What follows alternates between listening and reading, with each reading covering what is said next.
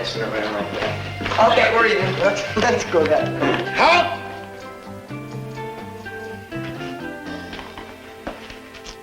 You boys have your hall passes? Sure, Mr. Dragon. Yeah. Very good. You are supposed to be in the counseling office, not playing games in the hall.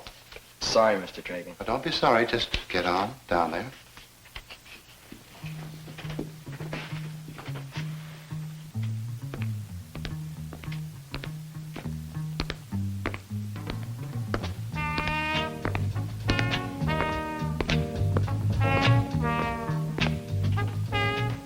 Chase?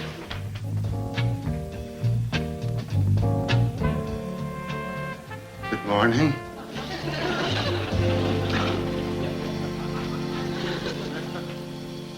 Here. You can take these back to Mrs. Walford and thank her for me. Jason?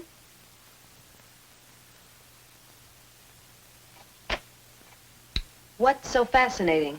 Nothing. She just leave him in there all alone. I beg your pardon. It ain't none of my business.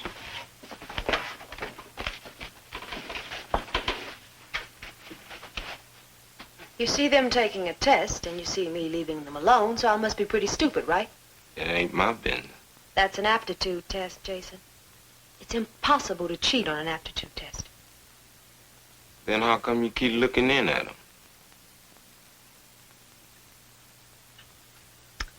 Well, because, basically, I don't believe a word I'm saying.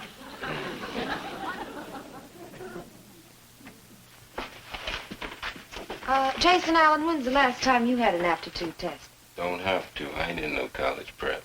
That doesn't matter. I can still set up an appointment. Uh-uh. Well, it's not like a graded thing. Just give you a general idea of your interests. Like, what kind of work you'd be good at. What's so funny? You really want to know? Yeah. You got a weird job, that's all. You think so? That what you call it, Tess? Aptitude. Say it figures out I'm supposed to do something. Like work on a lathe or sell insurance. Okay. That don't mean I'm gonna work on no lathe or sell insurance. No, but it... I'm gonna be some flunky somewhere, and I'll be pretty lucky to get it.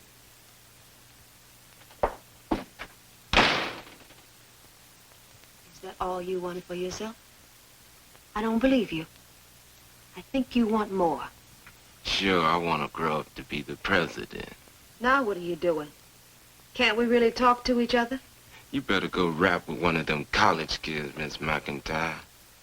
Don't waste your time with me, like I've been counseled today. Really? Where? I looked in the mirror.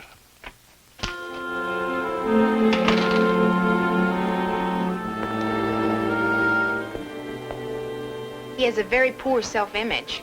All I know is when Jason left my office, I just felt so helpless. Naturally, the kid's a genius at putting people on the defensive. He does it to everybody. Who are you talking about, Jason Allen? Yeah. He doesn't try that guff on me, let me tell you.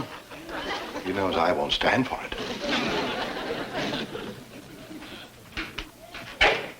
Come back. You forgot your hall pass.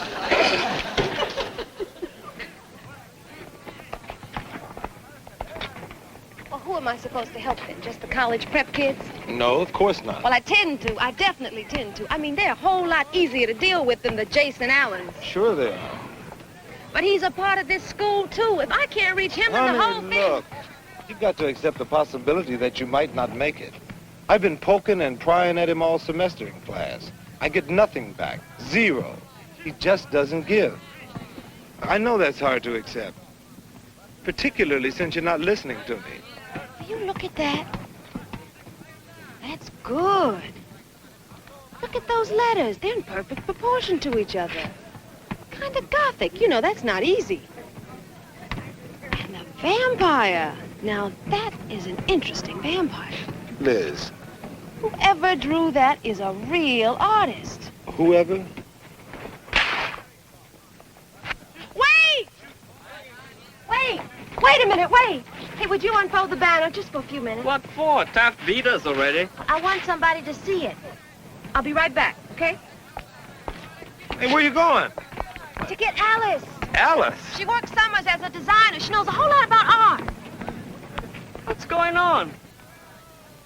Well, she's a counselor. You know, there's definitely a post-Cubist influence. But then on the other hand, there's almost a surrealistic quality about the bird, like the jutting angle of the beak. Alice, please, seriously. I like it. Really? Do you think he's got talent? Well, he's no Ben Sean, but he's got a good sense of line. He's talented, all right. I knew it. Wait till I tell him. Telling him he can draw is not going to change anything. Well, at least I can recommend some courses and get him motivated. The only thing that would motivate Jason would be something tangible, like a job. Which, of course, I am totally powerless to get him. Wait, you know, I work summers at Brandt's department store, and there's a girl who's head of the art department there, and she's a friend of mine. She likes me. And, look, they're always looking for people who can draw. Alice, do you think she could do something? Well, I don't want to promise anything. Well, I mean, I want to, but all the kids she's hired before, you know, have really been outstanding. Well, as you can see, Jason stands out. Can I get rid of this thing now? Oh, sure. What do we need it for? Taft beat us, didn't they?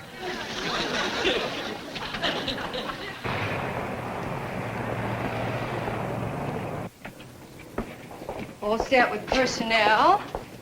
We can send your forms down later. Now, let's see, when can you begin? Oh, you can start right away, can't you, Jason? Probably. Well then, welcome aboard.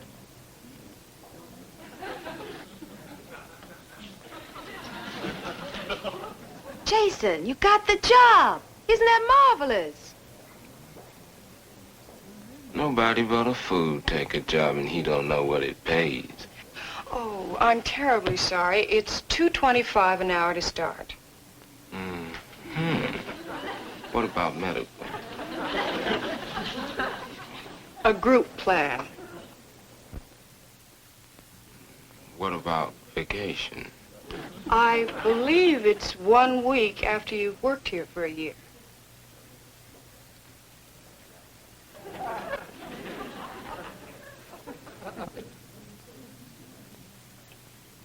Okay. You're sure you don't want to hear all about retirement? No. Good. Well, I don't know too much about that myself. I'll get Ross. He'll get you started.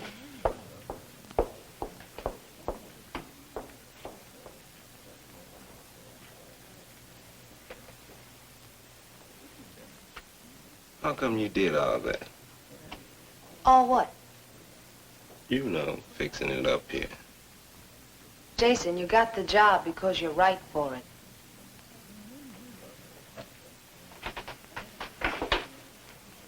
And 'cause I had me a good connection, right? Okay. But you still gotta cut it on your own, so it comes down to the same thing. How come you did it? You know what your real aptitude is, Jason? District attorney. Okay. I had to earn my pay. I'm not just a college prep counselor. And you are not a born flunky. You're beautiful, Jason Allen, and you got a lot of talent. So why don't you just get off this self-pity stuff? Don't blow your cool, Miss McIntyre.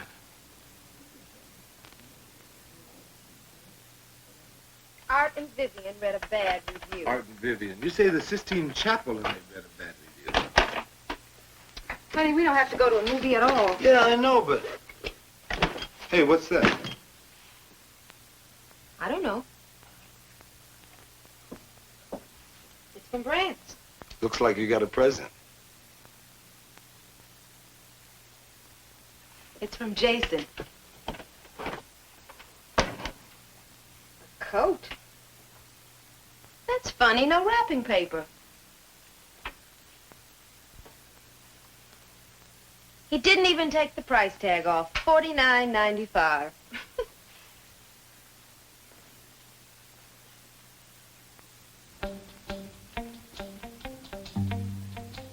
At Brandt's, they always take the price tag off. If you pay for an item. Well, looks like Jason finally learned how to give.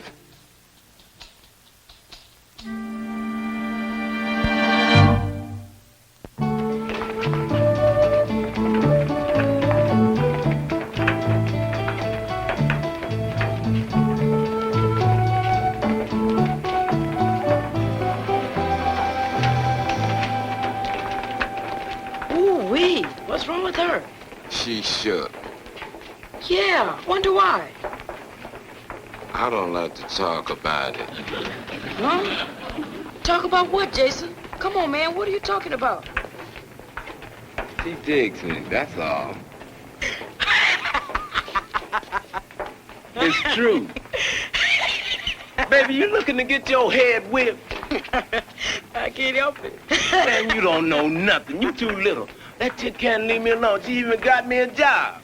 That doesn't mean she digs you. We'll see. Where did she wear the coat I got her? The coat? What kind of a coat? Cloth.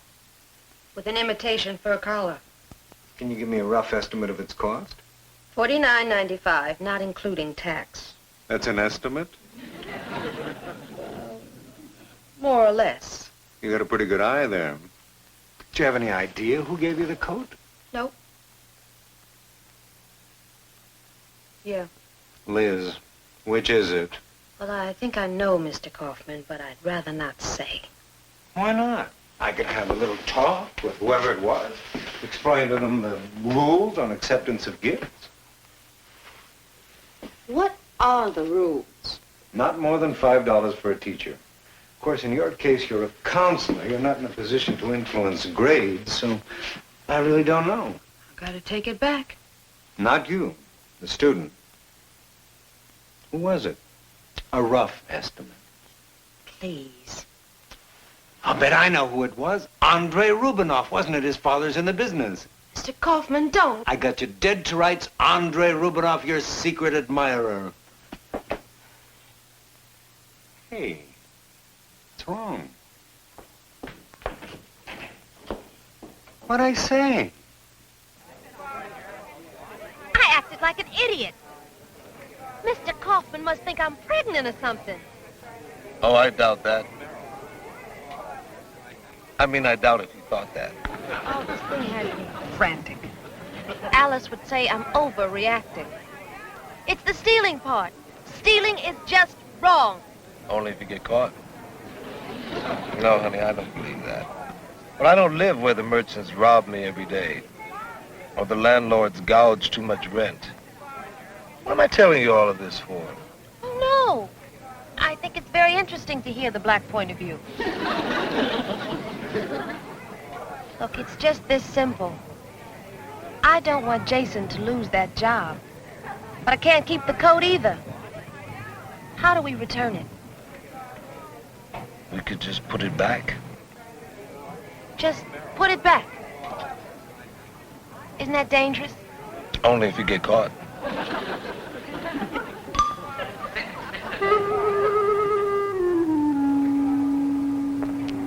Honey. 5 more minutes. Sure. We don't have to if you don't want Oh, I want to. I want to. I'm just having a few peanuts, that's all. They don't give you peanuts on Devil's Island.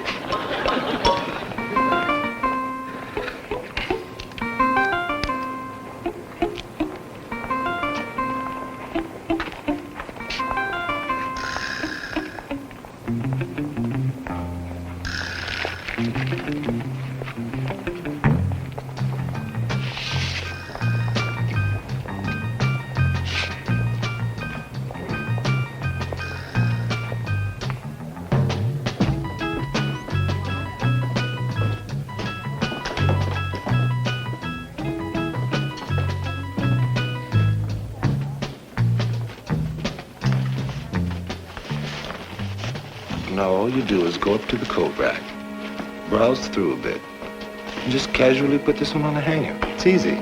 Right. There's nothing to worry about. Of course not. I was just being silly. I'll be fine.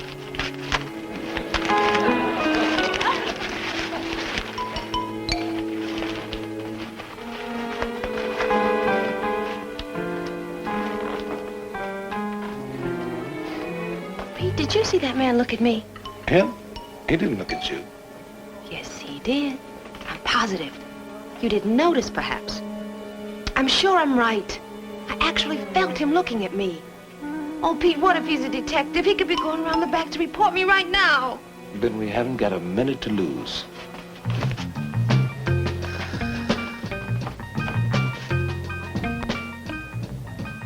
Don't look suspicious.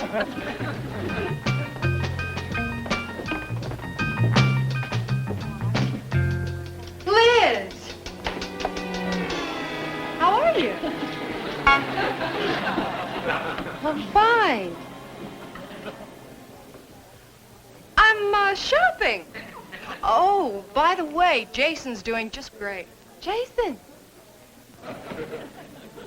Oh, good. Oh, well, I'm afraid I haven't got a second.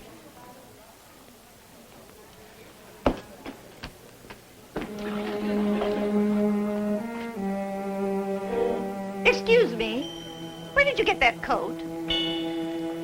Came from the store. I know that. But did you buy it? No. But there are extenuating circumstances. Listen, if you didn't buy it, would you let me try it on?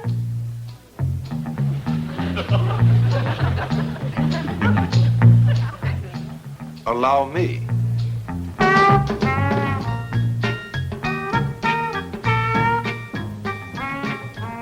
How does it look? Wonderful. Fantastic!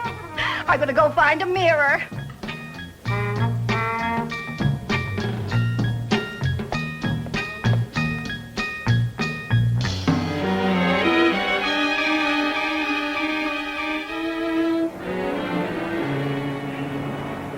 Okay, you tell me Teddy Roosevelt was a progressive. How was he a progressive?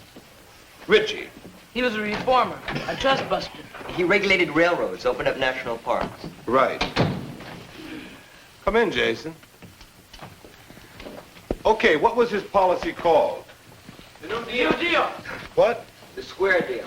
Right, the square deal.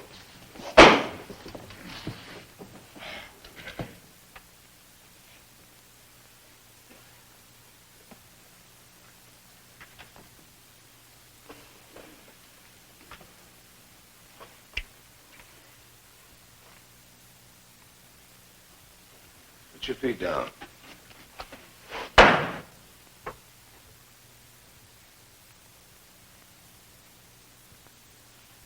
Jason, I believe you have something to say to me. Take the class, Miss Johnson.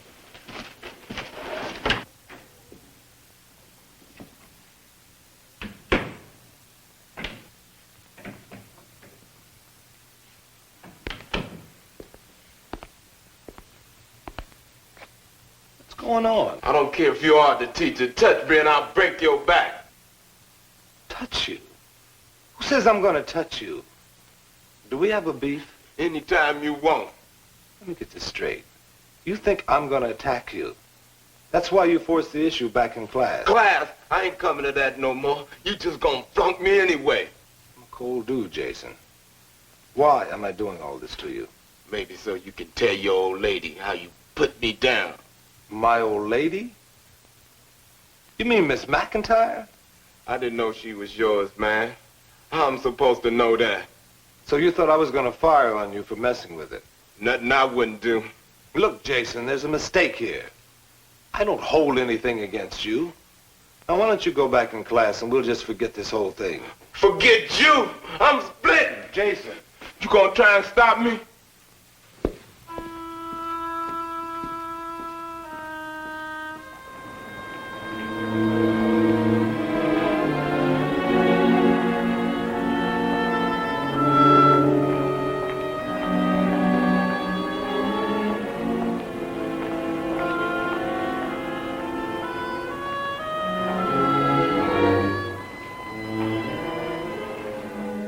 I ain't going back.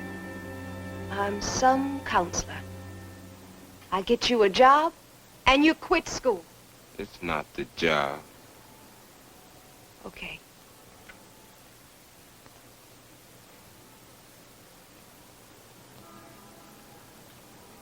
Jason, I'm sorry if you misunderstood my intentions. But it's nothing to be ashamed of. It was very flattering. It must have been pretty funny. A young kid. Jason. It must have been pretty funny. No. It was very nice. Scared me a little bit. Scared you?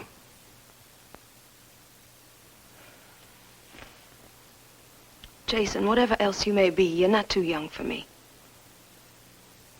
In many ways, you're much, much too old. Please don't quit school.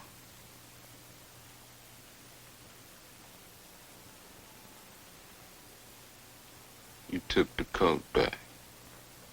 Yes, I certainly did. Because it was stolen.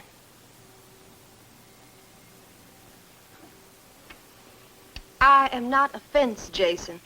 And you're jeopardizing every other student who works here. Besides, it's dumb to steal.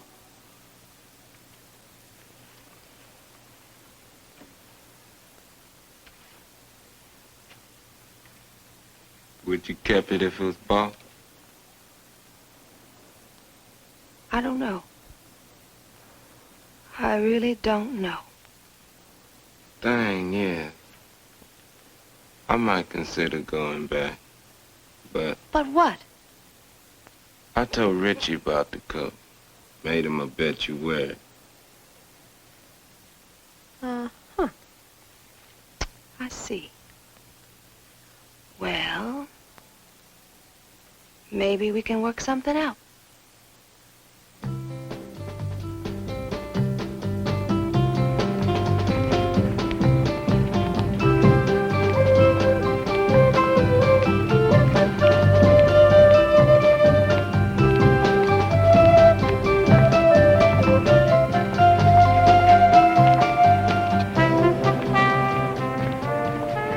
Very big, Miss McIntyre.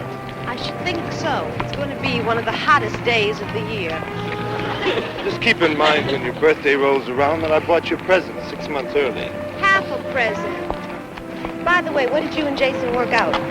He's going to pay me $5 a month for the rest of his life. Pete Dixon. Morning, Miss McIntyre. Richie? Mr. Dixon? Jason? Good morning. Mind if I ask you a personal question? No, go right ahead. Who gave you that coat? And admirer. Anyone in particular? Now, Richie, that would be telling.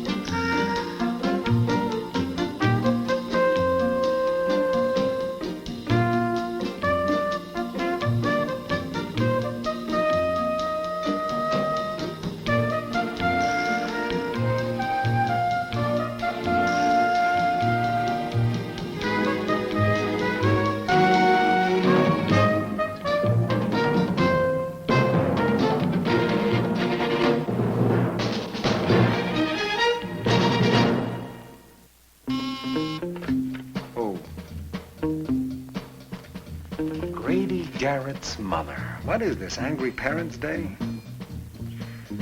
Oh, All right. Send her in.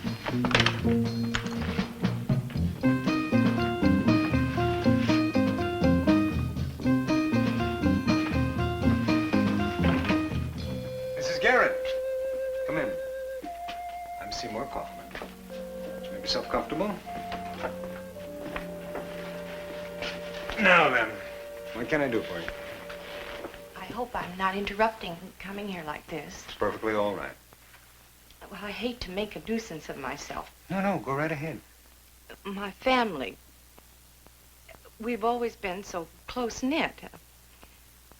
My husband's a doctor, and he's very busy, but he always had time for Grady. I promised myself I wasn't going to cry. I'm glad you made that promise. I never thought anything could come between them. But lately our home's turned into a battlefield, and they fight about everything. War, peace, hair, clothes, money. It's terrible. Well, revolting against parents is normal adolescent behavior, Mrs. Garrett. Every day you read about unhappy children running away from home. I'm frightened, Mr. Kaufman. Well, would you like me to speak to Grady? Oh, no, not to Grady. I want you to speak to the one who's responsible. I don't understand. To the person who's been putting all these crazy ideas in Grady's head. Mr. Kaufman, please, what does Mr. Dixon teach in that class? What are we talking about? Isn't the law always just? I read about this guy who was in jail 14 years and he was innocent. I think I know him. I still think it's changing for the better. Like in the olden times, you could get your hand cut off for just stealing a piece of bread. Yeah, but even today, the laws are different for different people. Can you back that statement up with some facts, Grady? Sure. A lot more poor people who can't afford good lawyers go to the electric chair than rich guys. Okay, let's say, for instance, that that is true, and that there are certain times the law is applied unjustly. What can we do about it? Well, if you can't change the law, break it. Even if you have to pay the penalty. Like Henry Thoreau. He was against the war and slavery and ended up in jail because of it. And that was over 100 years ago. Is that right, Mr. Dixon? A guy like that was alive in those days? Right. Your history book is full of people who fought for what they believed was right. Didn't Thoreau love nature? And wasn't he against poisoning water and destroying wildlife and all that? That was then. Who cares about that stuff today? You'd be surprised. I got an idea. Tomorrow, the city has planned to cut the trees down on my street. They've decided to widen it to help traffic. Now, what I want you to do is to read up on Mr. Thoreau, and tomorrow we'll discuss what he would have done if he were alive today and living on my street. I know what he would have done. Okay, Grady. We'll discuss it tomorrow. I don't want to discuss it.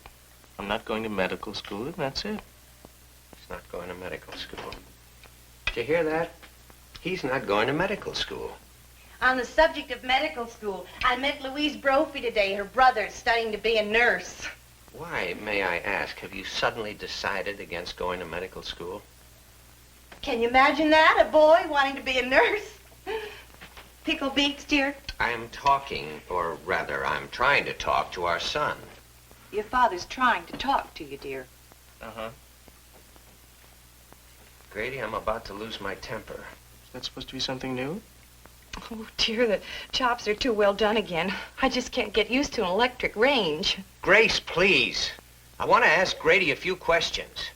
There's no reason to shout. Your father didn't shout. And if I want to shout, I will shout. I don't need his permission to shout in my own home. Now, why aren't you going to go to medical school? Because I want to be a teacher. I see, a teacher. Do you know what teachers earn? Whatever it is, he earns it.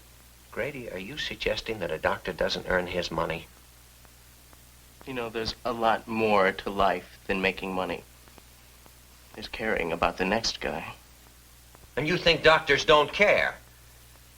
Where do you get ideas like that anyway? What are you reading? Thoreau.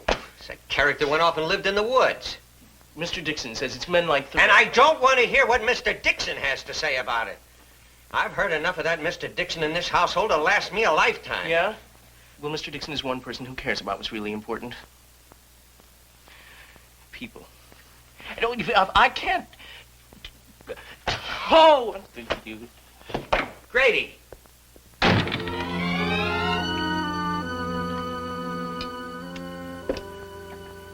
Charles. Is that Dixon? Oh, Paul, great game yesterday. Thank you, Mr. Dixon. Please keep running right around. Do you have a class? Yes. I'll walk with you. What's wrong? Why must something be wrong? Do I only speak to you when something is wrong? All right. Something is wrong. Listen, you have a Grady Garrett in your next class. What kind of a boy is he? Oh, nice. Very bright. A little excited, but why? Both his parents have spoken to me. They say he's a terror at home, that he suddenly hates his father, and that you are the cause of it. Me? Yes, they say what you teach in class has turned Grady against him. Do you believe that? No. Of course not. But I thought I'd better tell you about it because Dr. Garrett is threatening to make trouble for you with his friends on the school board. Look, Mr. Kaufman, all I try to do is get my kids to think for themselves and stand on their own 2 feet. But what I can't buy is their parents not allowing the kids to think for themselves. Okay, but just be careful. Because if Dr. Garrett does decide to start any trouble, I want to make sure he's got nothing that he can build a case on. I'm clean, officer. Honest. Now what's wrong? I don't know. Maybe I should, choose the expression, see a doctor. That was the second bell. That's right. It's not a holiday, is it? You think I'd be here if it was? They're not to...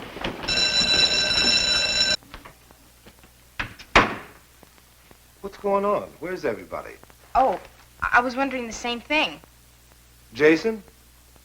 Do you know where everybody is? They went down to your street to demonstrate. Demonstrate? Demonstrate? Yeah, against them knocking over your trees. My trees? Do you know where everybody is? They went down to... Why didn't you go? I ain't getting busted over no trees. In my neighborhood, we get along fine without them. Well, I guess I better get over there. Miss Johnson, take over. Okay. Okay, now if you'll please turn your book to page 141.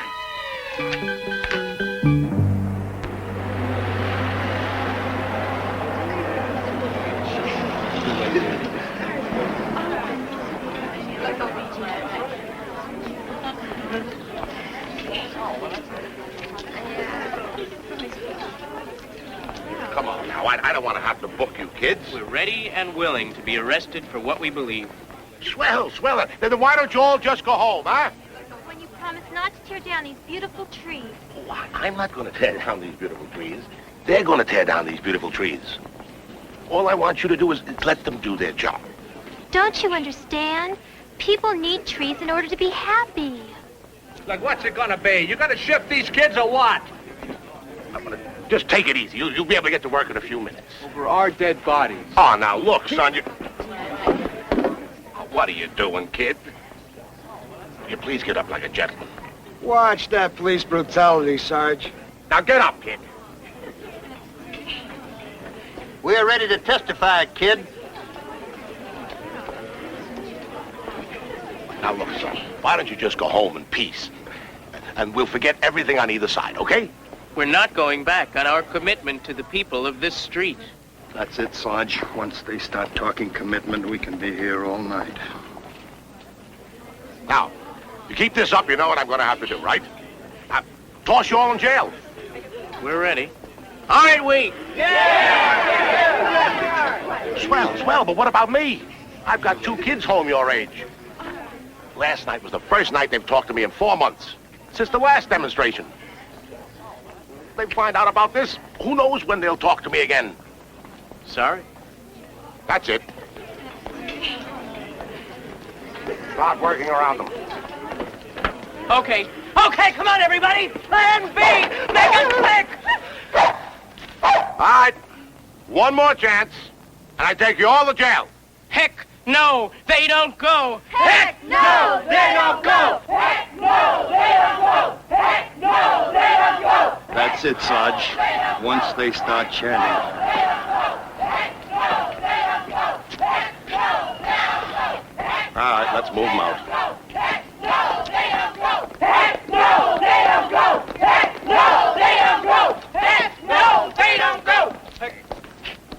All right. That's it. We're taking you away. Okay, okay. We'll come peacefully. Come on, gang! Wait, easy, Dick. Hey, don't crowd. There's plenty of room for everybody.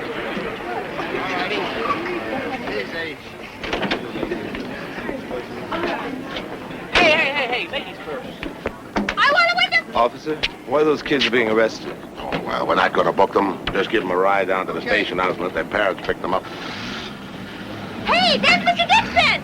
Hey, Mr. Dixon! Hey, Mr. Dixon! Dixon, look at us! Wait, my old man. About this. One of them yours? All of them.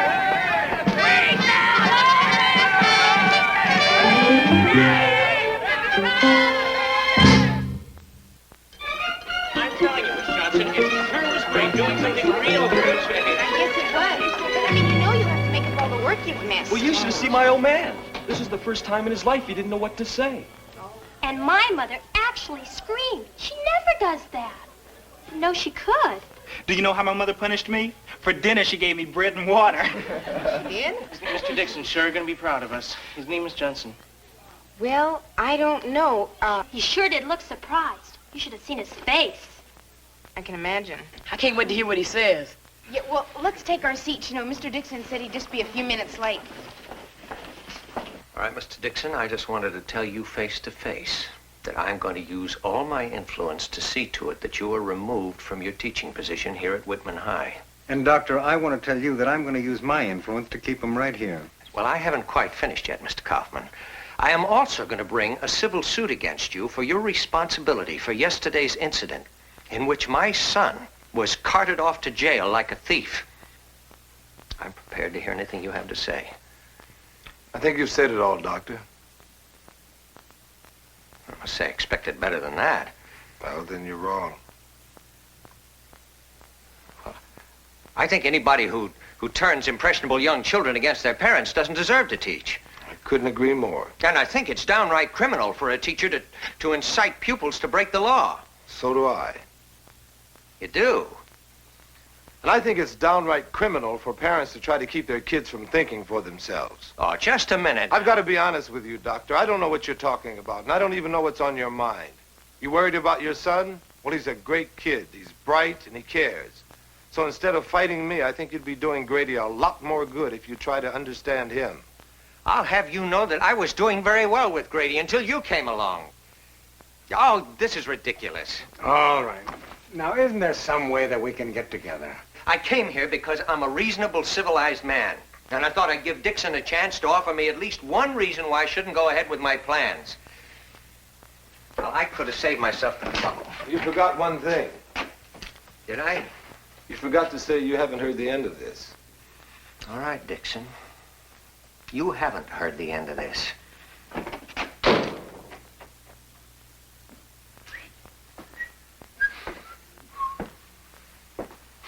Congratulations. You just broke rule number 1. You were honest with a parent. Care what you said. We did what we thought was right, and that's all there is to it. You don't have to yell. Who's yelling?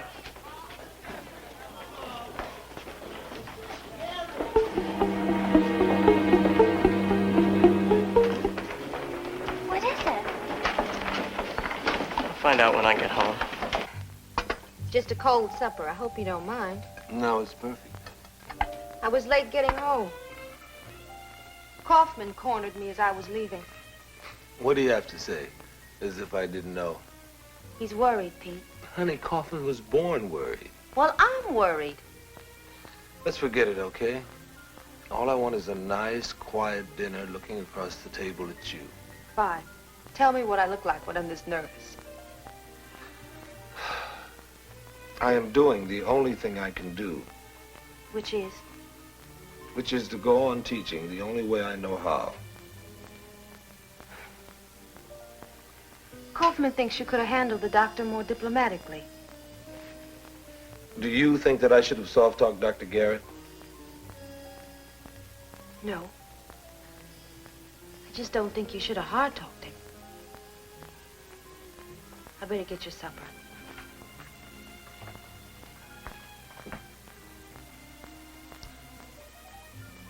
just explain something to me, will you? Pete Dixon, how come you are always in trouble? Honey, I'm just stuck with what I am. Sometimes you sound just like a Or what? school teacher. You know something? Hmm? It's about the nicest thing that you have ever said to me. Oh, no, it's not.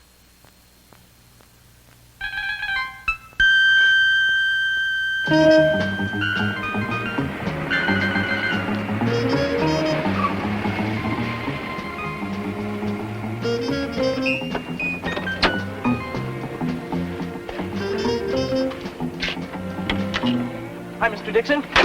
Grady, what are you doing here? I had to talk to you. I just had to. What's wrong? What's on your mind? I've finally done it. Done what? It's not all of a sudden either. No. I've given it a lot of thought. I'm sure you and have. all around, Grady, I've what decided have it's you for done? the best. I ran away from home. Come on out. My father and I had our last fight. I told him where to get off about his coming to school today. Have you eaten? He doesn't talk. All he does is shout and scream his old worn-out ideas.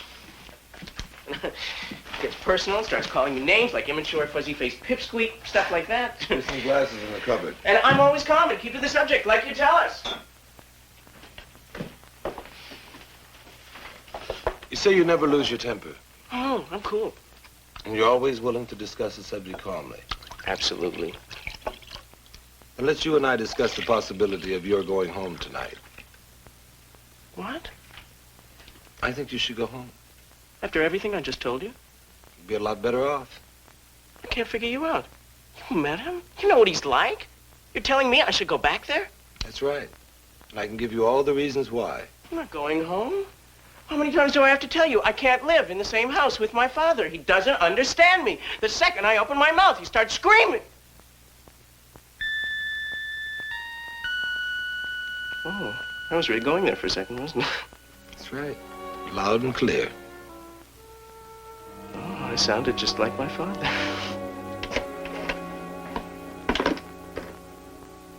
Don't call the police, honey. He's got to come home of his own free will. And he will. I guarantee it. He'll come walking through that door and it'll all be a lot of fuss about nothing.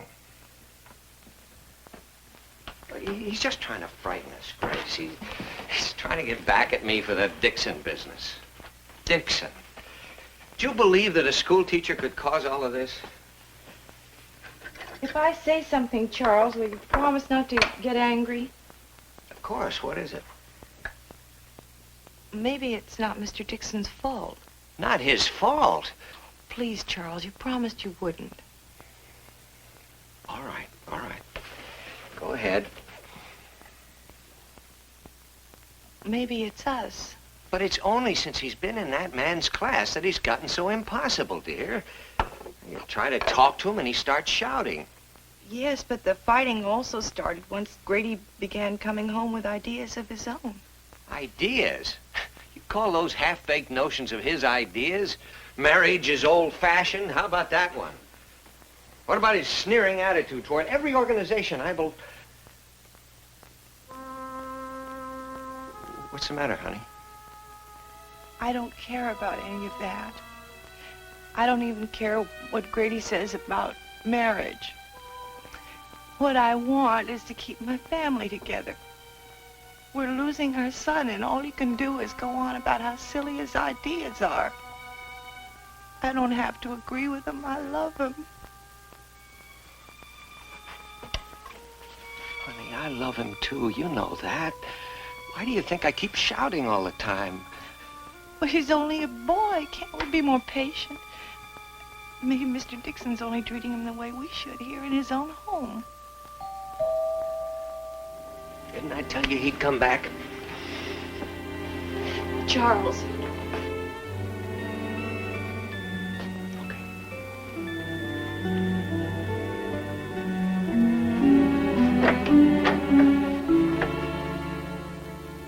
Well, I just want you to know, it's only because of Mr. Dixon that I'm here. I see. Well, thank you. Mr. Dixon, I'm Mrs. Garrett. Hello, Mrs. Garrett. How are you? Won't you please come in? Yes, yes. Come in.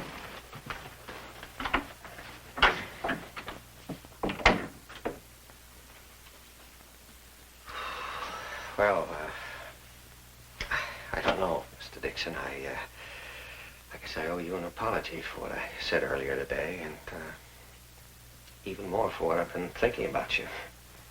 Oh, that's okay. Well, please, come in.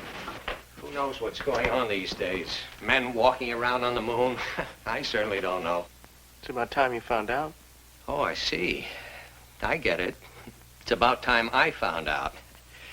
You think you've been right about everything and that I've been all wrong. You didn't hear me apologize just now, did you? I heard you. You don't listen to me, Grady. You don't hear a word I say. Anything anybody else tells you, you believe. But your own father and mother, who really I'm tired of that care... stuff. I've had it. Charles.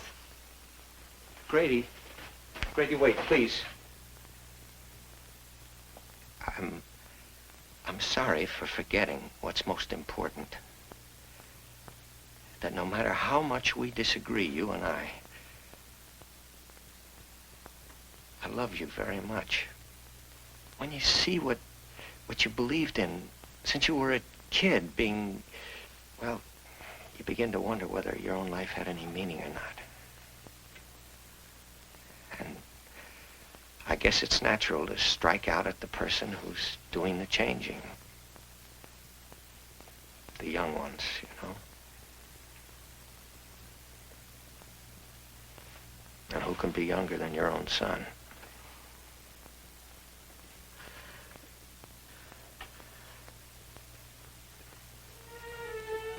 Dad,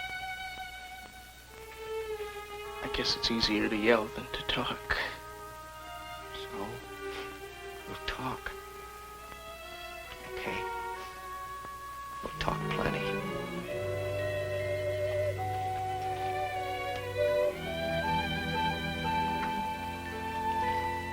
Would you like some coffee? I'd love some.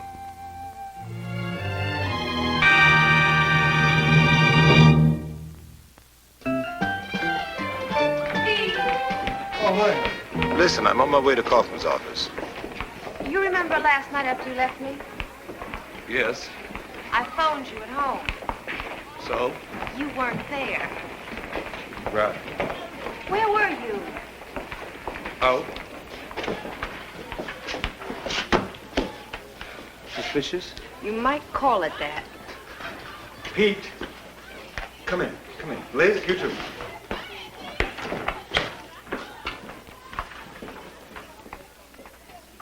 Oh, boy, this Garrett business. I was on the phone all night with the supervisor.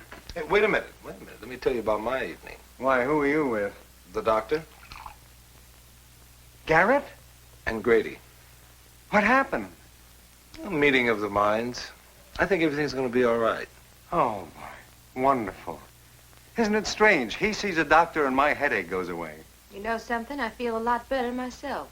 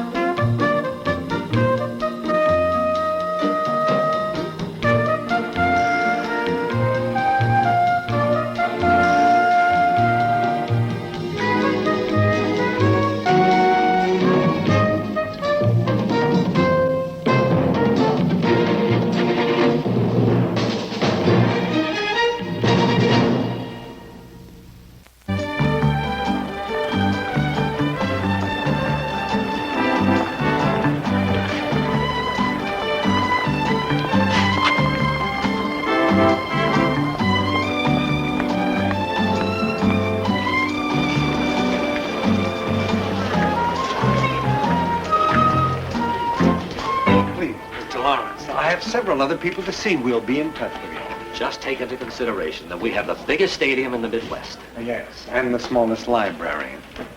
But you will be in touch? Oh, we'll probably become pen pals. Goodbye. Bye. Who's next? Kaufman, it's good to see you. Good. Virginia was real excited when she knew I was coming here. Real excited. It's nice. Nice.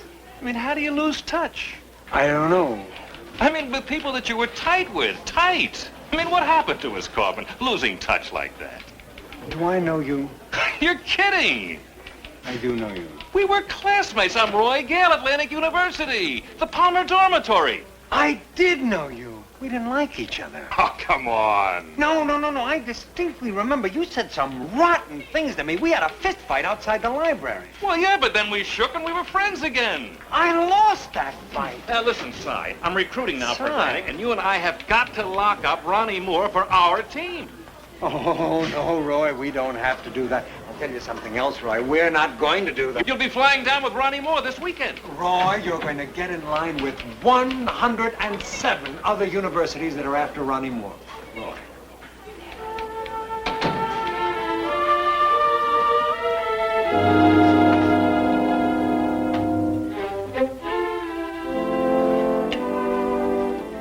You know Al?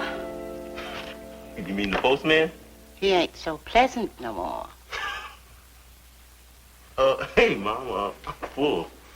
This may plain shock you, honey, but I wasn't thinking of you. I want to get some breakfast started for Mr. Dixon. They're starting early today. Hello?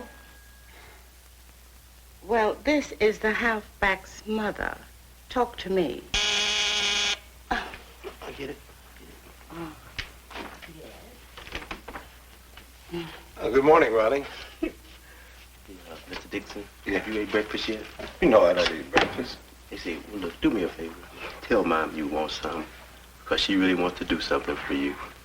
Okay. I eat breakfast. I said I'd tell him.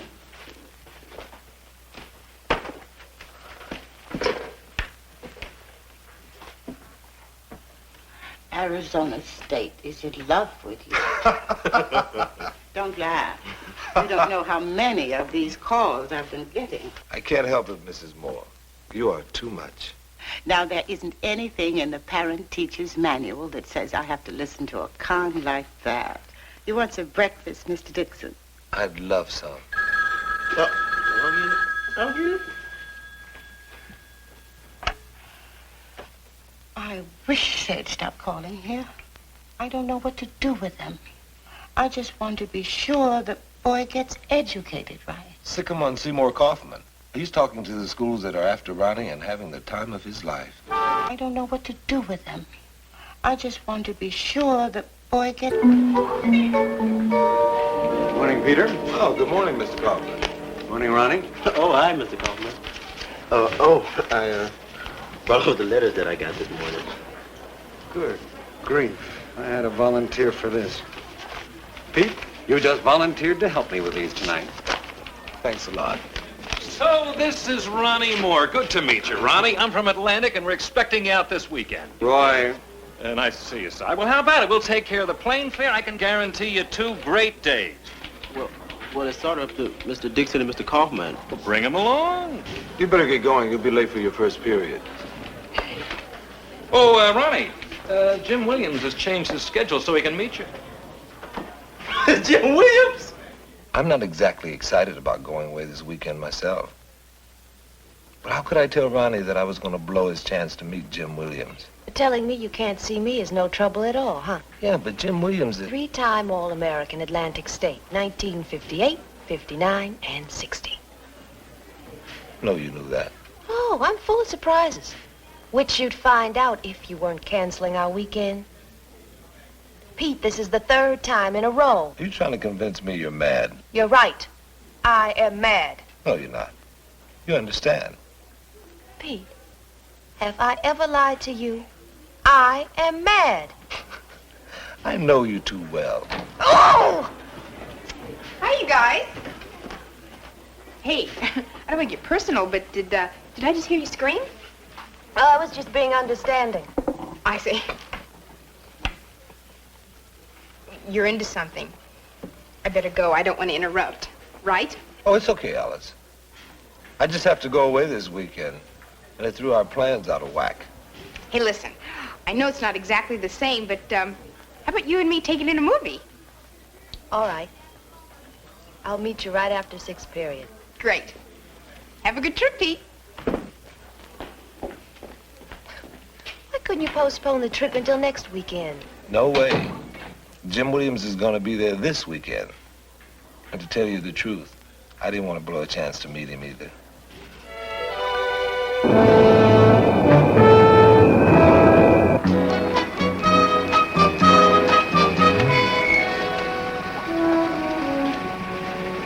Jim Williams, this is Seymour Kaufman. How do you do, sir? Pete Dixon. Hey, brother. And the young man we're trying to lure to Atlantic, Ronnie Moore. Hey, Ronnie. I hear you ran over every team in your league. Yeah, well, we had a pretty good line this year. Well, I hope you boys will forgive me if I move off. We forgive you. Jim will take good care of you, huh? Comes out a little strong, doesn't it? Had you noticed that? Yeah. Hey, Ronnie, let me show you around. Now, we've got a great program planned out for you, which I think you're really going to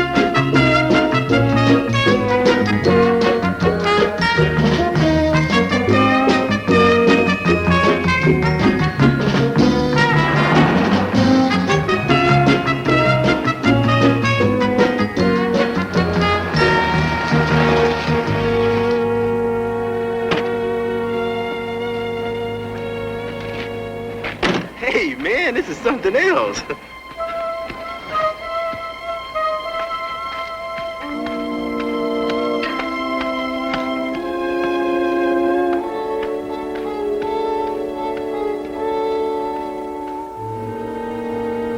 You know Ronnie will be checking some other schools. Oh, sure. But I'm hoping you'll pick this one. I mean, Atlantic was good for me, and it can be for him. Just so it's understood. It's understood. Okay.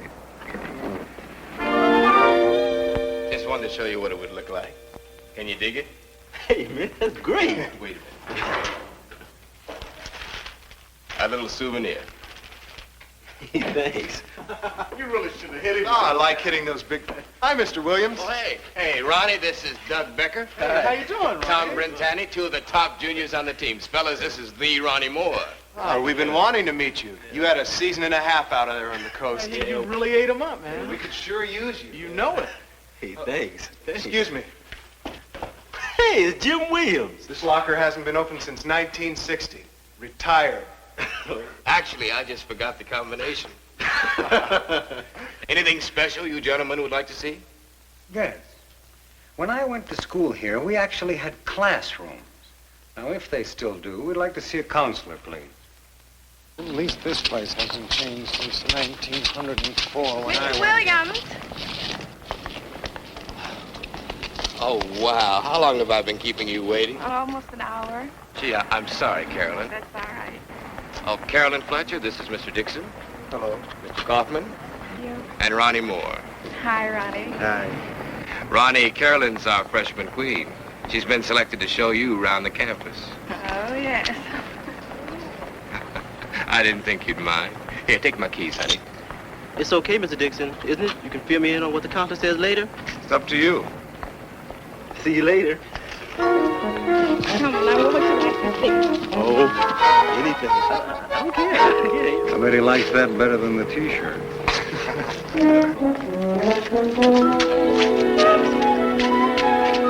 Listen, I know it's important, but I've got some people with me here now. Tell him I'll be there in, say, 10 minutes. But I'm sorry. Of course, that's only a rough schedule. There would be some changes depending on what the boy wants. Well, suppose the boy wants to graduate. I'm sorry, I don't follow you. Oh, you have him loaded up with electives and very few required subjects. Well, our players spend 45 hours a week on football. Now, if you dump too heavy an academic load on them at the same time, it's too much pressure. Are you serious? I have more pressure than this deciding when to eat dinner. Well, we have a lot of experience with young athletes, and... How do they graduate if they don't have the required courses? Well, eventually he will have the required courses. And exactly when will that eventually take place? I'm sorry, I have an appointment off campus. Well, Mr. Williams, You can set their minds at rest. Now, please, excuse me. All right, Mr. Williams. Go ahead, set my mind at rest. It's been needing it for years. This man is something else, isn't he? What about this? The schedule. Well, all I can say is it worked fine for me. So they must know what they're doing. Not with a schedule like this, they don't. Okay. We'll work out another schedule. I mean, like the man said, it's not the last word. Besides, it's Ronnie's decision, right?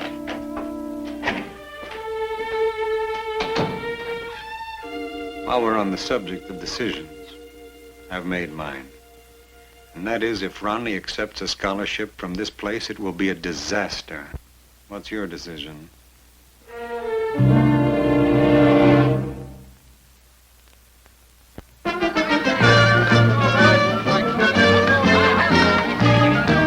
We had 6 black players on the team last year that were all seniors. Only one graduated. Another's back to pick up the required courses that he missed. But he's off scholarship. If you can't play, you pay. What's with Jim Williams? He's been coming on pretty strong to Ronnie. Yeah, it was kind of Jim's idea for us to do that little welcome number on Ronnie. He's a hard cat to say no to. Well, if Ronnie's going to get a raw deal, what's Jim's point? Farmer, Frentani, Becker, come on. You got 30 seconds. You start doing laps. Coming. See you. Thanks. Mr. Dixon. Farmer. Yeah, what is it? See you. Okay, everybody in, let's go.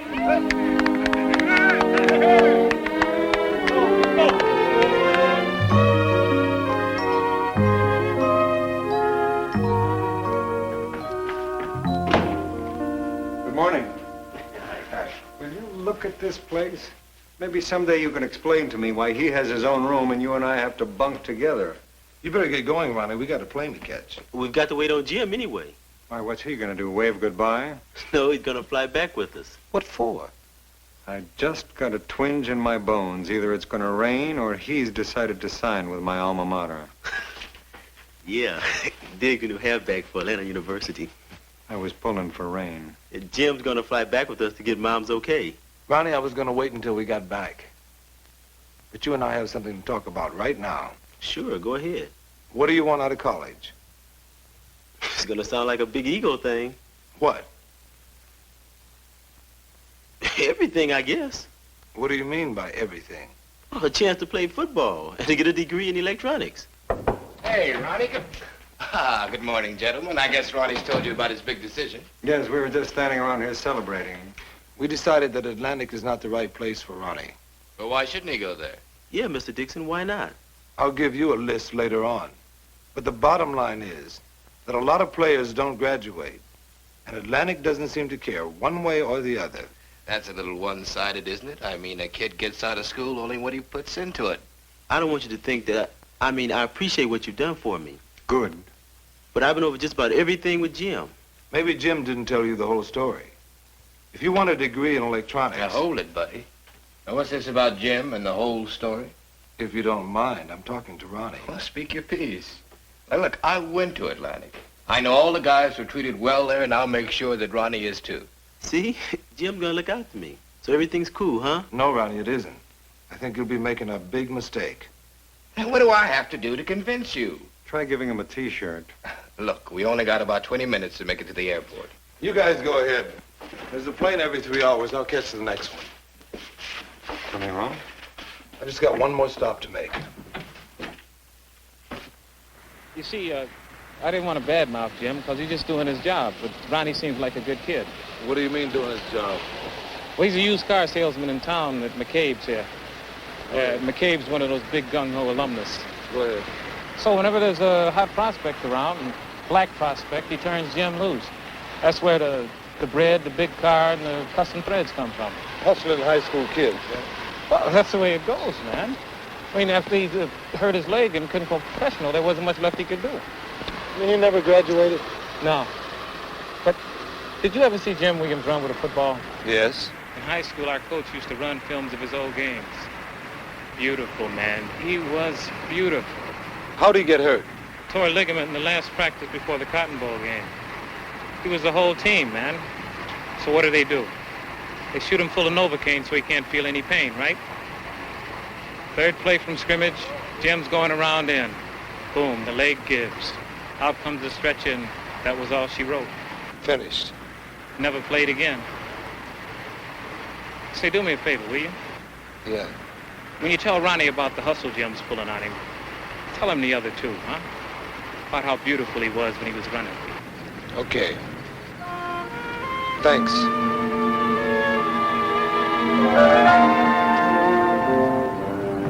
Flight 14, now disembarking, gate 5. I don't care if Ronnie gets embarrassed or not. He's gonna get hugged.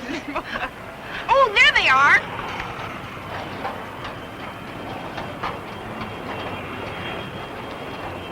Everybody but Pete. Flight 415, now boarding, gate 9. Glad to see you. Look at you. Hello, Hi, Mr. Coughlin. Miss Hi, Johnson. Mr. Coughlin. Hello. Welcome home. Thank you. This is very nice. How was your weekend? I suppose you mean where's Pete? I don't know. He had something to do, but he'll be on the next flight. Oh, thank you so much. Miss McIntyre, you don't have to take us home. Mr. Williams just went to rent a car. Okay. Hey, Mom's gonna give a little party for signing the letter. I'd like you to come, Mr. Kaufman. Thank you. And you too, Miss McIntyre. I'll be there. And you too, Miss Johnson. Johnston. Thank you very much. Mr. Dixon will be there, won't he? He'll be there. Hey, you all right? How's the party going? Oh, they're going crazy. Waiting for Mr. All-American. Pete, I think after what you told me, you don't have much choice. You gotta keep Ronnie out of that school. I know. It's the way I may have to do it. Well, you're on. Well, we may have our disagreements, but I'll never quarrel over your taste in women. I want to talk to you. Look, I'm late already. This won't take that long. Man, you sure are hard-headed. Now what is it? I want you to lay off Ronnie Moore. I'm getting this kid a scholarship to one of the biggest schools in the country, and you act like I'm stealing his watch. Atlantic's a lousy school, and you know it. And a school is a school. You know they only want us because we play football. We get what we can out of it. Well, I want Ronnie to come out of it with more than a scrapbook full of headlines. He'll learn to play football. If he's got any talent, then he'll make the pros. What if he doesn't make the pro? What if? What if? What if he hurts his leg? Well, man, if he hurts his leg, it's just too bad. I mean, life don't give you no guarantees. No, but an education helps. Helps what? Become a lousy school teacher and make a big 7th hour a year? I'm doing what I want to do. And they're not going to do to Ronnie what they did to you. I know all about you, Jim. All right, so I sell used cars, so what? My old man mopped floors. He would have thought selling cars was beautiful. The kids I grew up with are still shining shoes.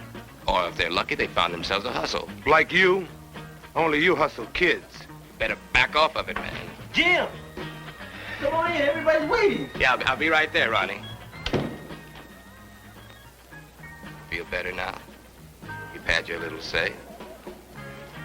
Hey, come on! Yeah, come on. Hey, Jim.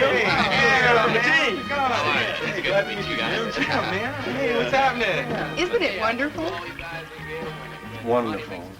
I think it's so important for young people to have athletic heroes setting behavioral standards. Come on, Bill. Cooler. Come on, cooler. Yeah, we've got an occasion here. Now, let's get Ronnie's signature and Mama's approval, and then I'll answer all your questions. All right? Yeah. Okay. I never could work a camera. It always comes out. We'll get the picture. Hope I don't break it. Okay. Get ready to smile, everybody. Come on. Hey, man, I'm not going to let you do it. I told you to back off. Mrs. Moore, I have something to tell you. I waited until now because... Mr. Dixon, don't spoil it. Everything's gonna be okay. Mr. Dixon here has got some crazy notion that Ronnie's going to be shortchanged at Atlantic. It's something that's funny here, and I want to know what it is. Mr. Williams, you went to Atlantic. Yes, ma'am. You played football there. Yes, ma'am, I sure did. I'll bet you were a lot like my Ronnie in those days. Yes, ma'am, I guess I was. With a head full of all kinds of dreams Yeah. Sure. If you had a son like Ronnie, would you send him to get educated at Atlantic State? Oh, ma'am, I'm not even married. And even if I was, it'd be just my luck to have a daughter. The lady asked you a straight question. Mr. Dixon here feels that there are a few things that you should know before you sign this paper. One, I never graduated from Atlantic. Two, I get paid by Atlantic State to sign young students onto the team. Is there anything else you want to know? And what's Ronnie's chances of graduating? Man, Ronnie is a football player. Atlantic State will give you the only chance cats like us ever get. And that's to play pro ball. Now, you know where that's at, man. Now, what do you say? Huh?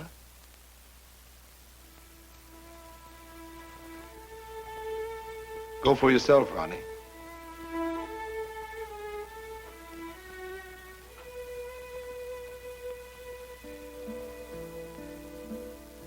Jim, I want to graduate. I'm sorry, but I have to say no. I want my degree. I'm not just a football player.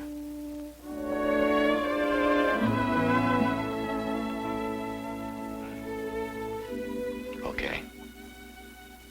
Well, you win a few and you lose a few. My last undefeated season was in high school. Thanks very much for the party, Mrs. Moore. Good night, Mr. Williams. Good night.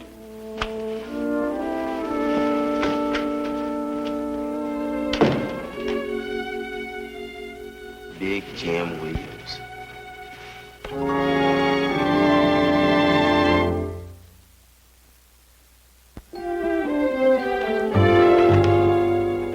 I don't believe it. Believe it. All those schools after him, and he chose Butler Tech. You should think more of your school. It's a good one. Oh, I know it is. But I mean, athletes like Ronnie, well, they usually,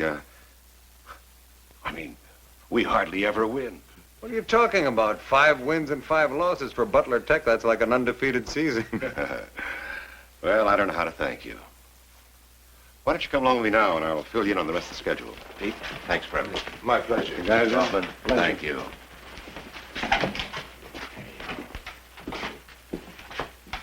My mother wrote both of you a letter. Well, when you read it, I feel like she does. Thank you, Ronnie.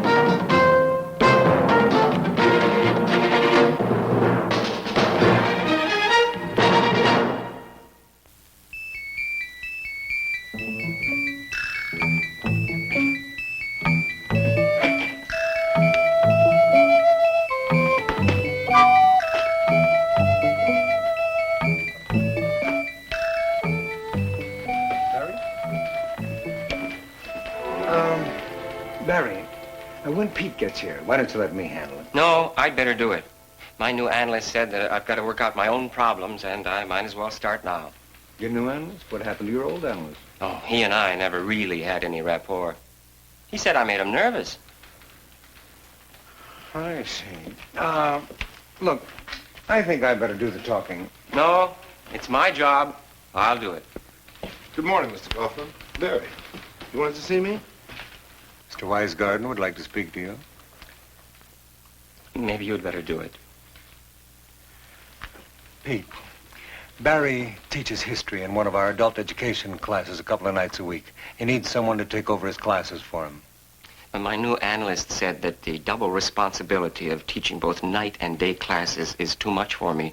So I suggested you because of your well-known love of teaching and your dedication to the high educational standards of Walt Whitman High School. And because you've just suffered a tragedy that is the worst thing that can happen to a teacher. What's that? A ring job. A what? My car needs a ring job. Okay, I'll take it. I could use the money. Well, wait a minute now. We don't want you to just take it because you need the money. Think of it this way. You'll be teaching adults who really want to learn. Like I said, I'll take the job. I mean, it's really rewarding, Pete. Those people aren't like the kids we teach in the daytime. They're really receptive to what we have to offer. I'll take the job. Well, we don't want you to just take it because we're pressuring you either. Oh, you're not pressuring me. My garage is. Can I have the job? Why should I be so upset? Monday and Wednesday nights, you take an extension course at the university. On Friday nights, you play basketball. And now on your 2 free nights, you're going to be teaching a class. I mean, any girl would just flip to have a boyfriend she can see at lunch. That reminds me. I won't be able to have lunch with you tomorrow. When do you start? Tonight? That means we won't be able to see that movie again, huh? That's right. Class won't be over until 10. By the time I see that movie with you, it'll be on TV. Unless they've got an X-rated channel. I'll tell you what, you go to the movie and I'll meet you afterwards for coffee. Terrific!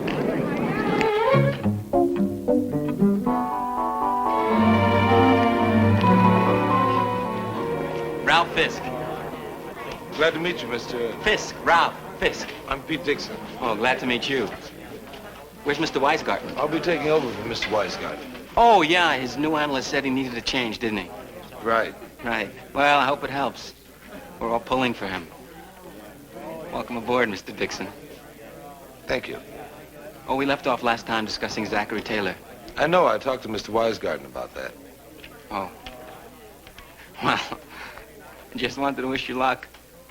Thanks.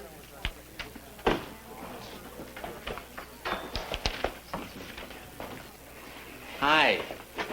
Hi. Did you read the assignment? Yeah. What did you think of Taylor's decision? When I first Frank. How'd it go? Okay, Ted. How's the bowling? Hey, I had a 564 series last night. I had a 548. But my last game was a 210. Hey, you keep that up, you'll have to turn pro.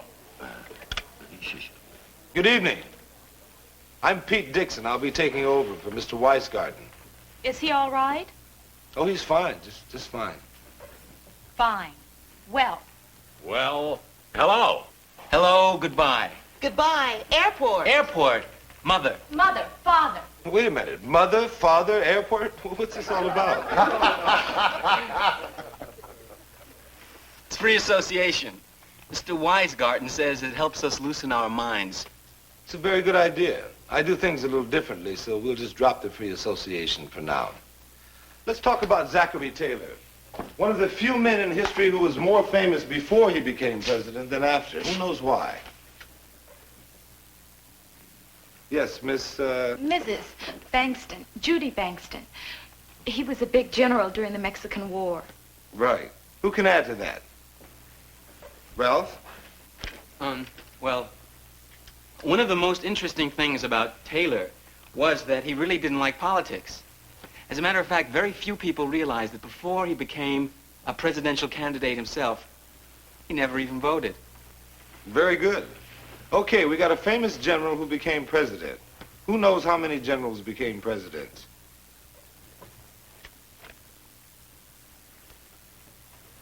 The Southerners were asking that the African slave trade be opened again.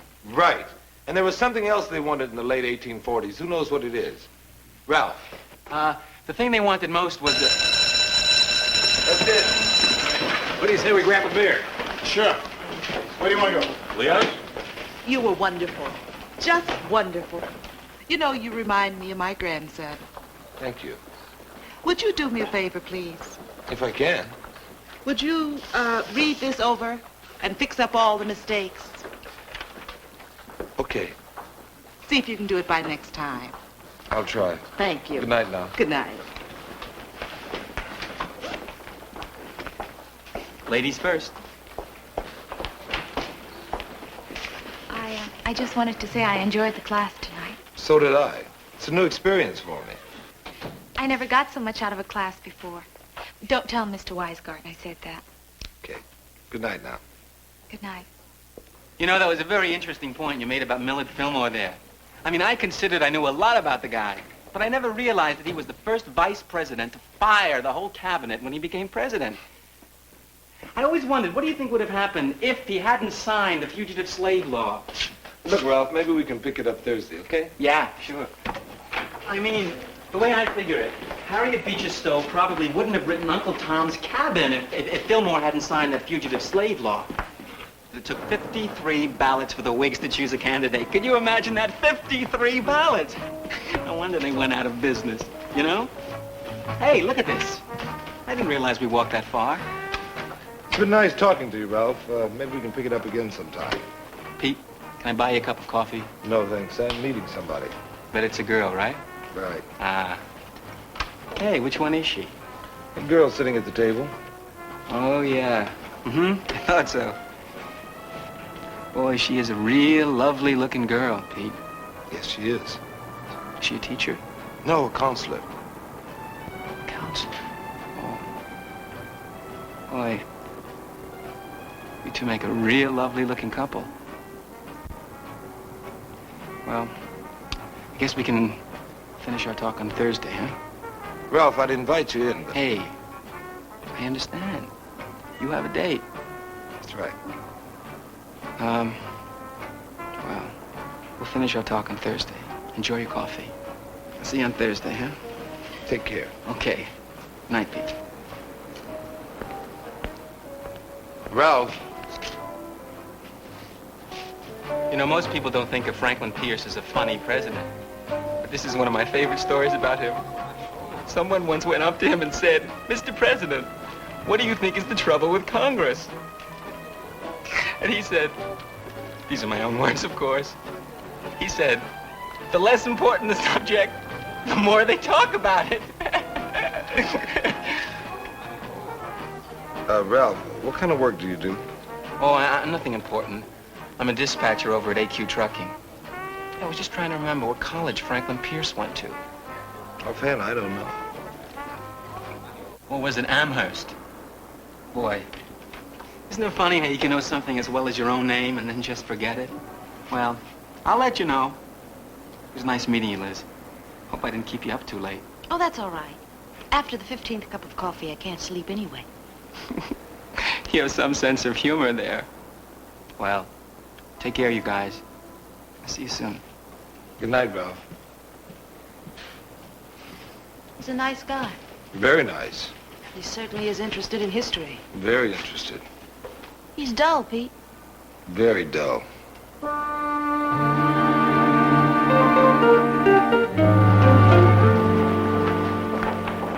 I help you? You're Mr. Kaufman, aren't you? Yes? Yes, I thought so. I've seen you from a distance, but I've never seen you up close. Fisk is my name, Ralph Fisk.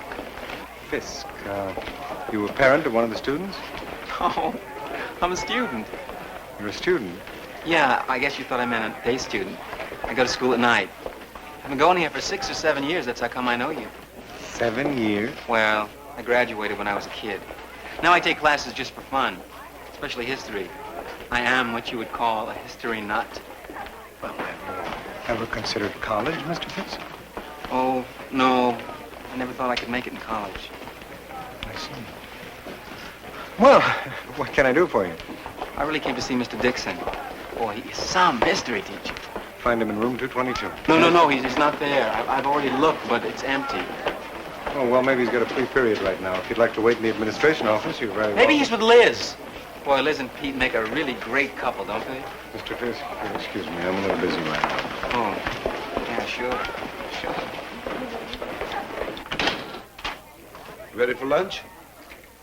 Alone? Just you and me. Hamburgers instead of the cafeteria. Put it that way, you make hamburgers sound like filet mignon.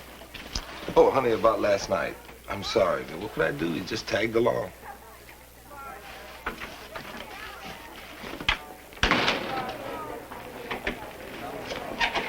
Pete, Liz? Guess who asked me to have lunch with him? Pete. No, the new physics teacher. You know, the cute one with the glasses? Alice, you know, I think... Liz! Pete! Hi, glad I caught up with you. Alice, this is Ralph Fisk, a student in my night class. Hello. Pleased to meet you. Well, now if you'll excuse me, I have to go. Nice meeting you. Bye. Bye. Boy, she's some cute chicken. Oh, what brings you over here, Ralph? Well, where I work is just a couple blocks away. And I looked up the answer to that question. What question? You know, the one about Franklin Pierce and where he went to college? Some things kind of just nag away at you. They sure do. Well, it's Bowdoin College. Class of 24. 1824. Thanks, Ralph. Thanks for dropping by. Well, Liz and I, we're going to lunch. Lunch? No kidding. So am I.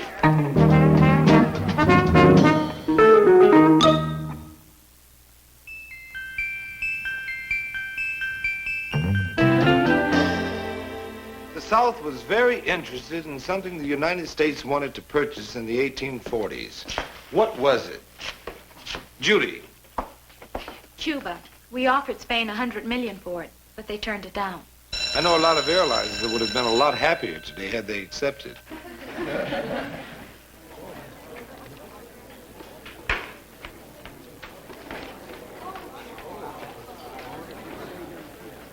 Hi. Gee, I'm glad I caught you. There's something you said tonight in class I want to talk to you about. For instance, very few people realize that bathtubs in Philadelphia in 1836 were illegal. Look, Ralph, tonight if you don't mind. Oh, wow. Hey, thanks, Pete. For what? You know.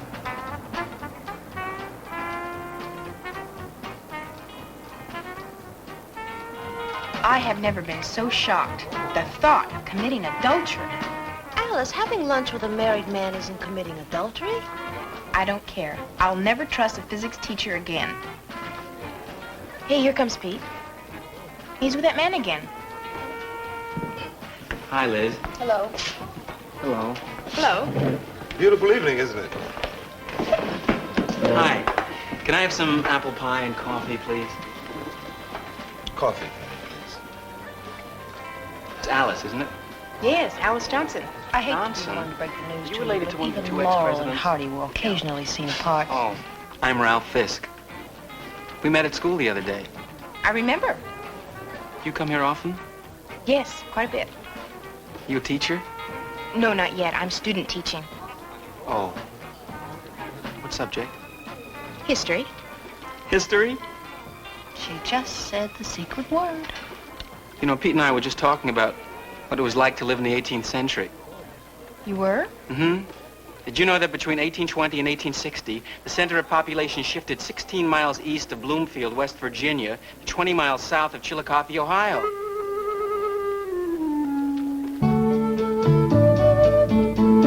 I just know he's going to ask me for a date. Now, what am I going to say if he calls? What do you want to say? Well, I want to say no, but in a wonderful way. Why don't you just make up a good excuse? I'm not very good at that, especially when the guy isn't a winner. Those seem to be the guys that are always calling me. You know, the kind that ask you to go to the Sound of Music on the first date? Well, I've seen it 3 times. Maybe he won't call after all. Oh, he'll call. He thinks I'm cute. I mean, I'm not, but he thinks I am. Hey, this has got to have happened to you before. It happens to all of us. What do you usually do? Of course, that's it. Thank you, Liz. Well, you're welcome. What do you do? Well, I usually go out with him 3 times. Well, you see, if I don't go out with him the first time, he feels totally rejected. Now, if I go out with him once and don't go out with him again, Well, then he thinks I had a bad time on the first date. Now, if I only go out with him twice, now, this makes sense, it really does. Now, if I only go out with him twice, then he thinks I only went out with him the second time because I had such a bad time on the first date. I figured 3 times. Doesn't that make sense? You keep following that line of reasoning, and you're going to marry somebody just to keep from hurting his feelings. I had a fantastic time. Did you? Yeah. I really liked the movie. Mm-hmm. Oh, great. Such a good movie. Yeah. I've seen it 3 times already. Oh, gee, your parents are still waiting up for you. Yeah. I didn't realize it was that early. Oh, that's okay. I have to get up early tomorrow anyway. Well. Yeah. So you really liked the movie, huh? Oh, I really did. I loved it. Julie Andrews is absolutely my most favorite actress. The scenery was good. Boy, you don't see mountains like that every day, you know. Those are really great mountains. And the music. It was a wonderful movie. Well, they did take some historical liberties, you know. That's true. Not too many people sang their way through World War II. I mean, I know the Germans actually did occupy Austria during those years, but there were several very prominent German officers they didn't even begin to deal with.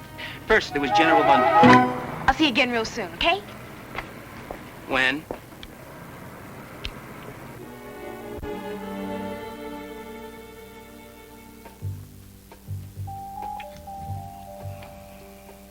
Notice anything different about tonight? Let's see. Steak dinner, cherry pie, beautiful woman. No, just an average night. We are alone. I did notice that. Oh, I gotta stop giving those kids my number. Hello? Oh, hi, Alice. Hey, look, can I call you back to... You did? Well, how'd it go? You did? Hey, that's one way to keep him from talking. Hey, but what are you gonna have to do next time? Something wrong? Hey, I didn't realize you were so upset. Yeah, I would be too. No, it's not your fault. Hey, listen, we'll talk about it tomorrow at school, okay? All right, good night.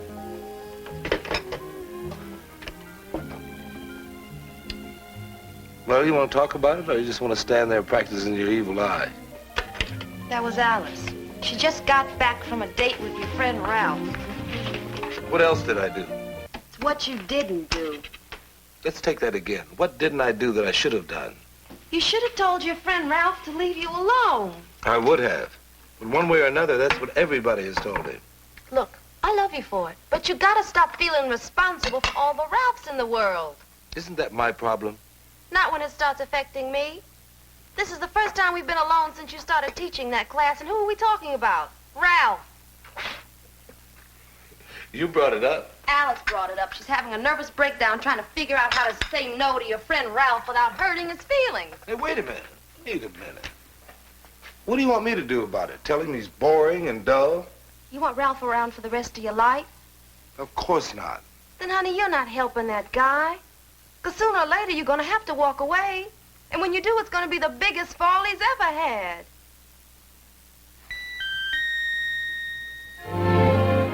Good class tonight. Of course, Buchanan was the only president who was never married, but did you know that he was engaged to a rich girl? And her parents made her call it off because they thought he was a fortune hunter. Hey, Pete, aren't we going for coffee tonight? Why don't we sit in the car and talk for a minute, okay, Ralph? Sure, Pete. Buchanan said he would never be happy again after he met that girl and broke up with her. Well, I wonder. Ralph, can I say something? Sure. Anything. Go ahead. It's important. Hey, feel free to say anything. I mean, I consider you a good friend. Can't say that about too many people. Why do you think that is? What? That I don't consider too many people my friend? That's right. Why? I don't know. I guess most people aren't interested in the same things I am. I guess we don't have things in common, like you and me. What do we have in common, Ralph? You know, history. What else? You've talked a long time now. What do you really know about me? I know you're a good guy. Have you ever wondered how I feel about anything? Or for that matter, ever given me a chance to say anything? Hey, Pete, let's go out for coffee now. Just a minute. A pause in the conversation is not a personal sin. Tell me how you feel about what I just said. Why can't you do that, Ralph? Try talking with people instead of at them. I do talk to people. I mean, I try to talk.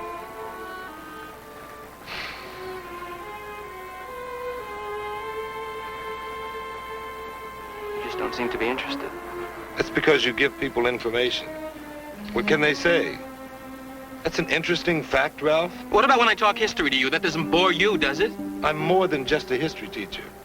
I'm a human being. I have other interests.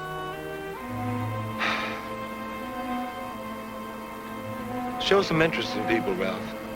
Maybe they'll show some interest in you. Thanks, Pete. I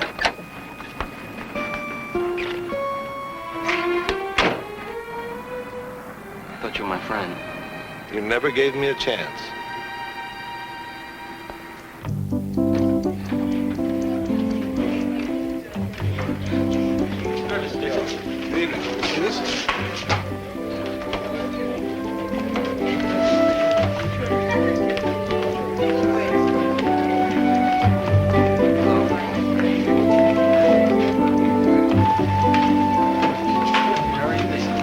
Hi, Frank. Oh, hi. Hey, did you read the assignment? No, I didn't have time. Oh. Hey, Frank, how's your bowling coming along? Fine. Good. Fine. You bowl? Oh, yeah. Did you know that in the White House they have a bowling alley? And the first time it was used... I'm not very good at bowling. But I understand that you're great. I'll talk to you after class. Okay. Terrific.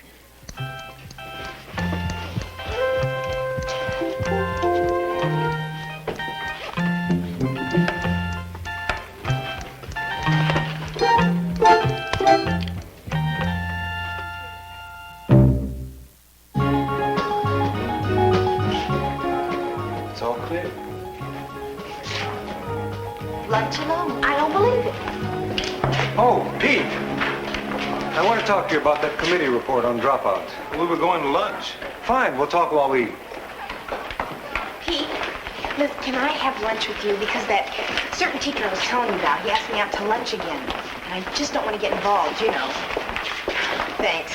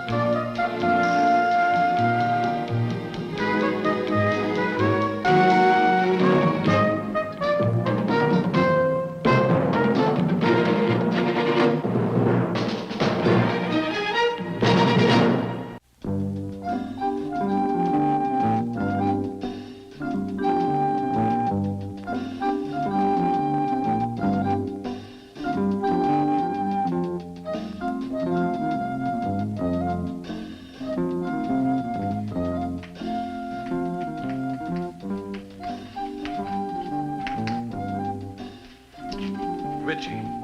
The king was putting a squeeze on the colonists, and he topped everything with intolerable acts. Very good. Bernie, give me one of the intolerable acts. Ringo singing without the rest of the Beatles. Okay, that's your one laugh for the day. Now, come on. One of the intolerable acts. That land thing. Oh, come on, Bernie. You can do better than that. Ted. Well, question about the Stamp Act, Mr. Dixon. Okay. Well, the Stamp Act said that nothing could be printed without a stamp from the government, right? Right. Well, it was to raise revenue, right? Well, and to control what was printed in the colonies. The man who issued the stamps could refuse a stamp to anybody at any time. So it was a form of overt censorship. Well, yes, it was, but, Okay, read the next 3 sections on the revolution. That's 9, 10, 11.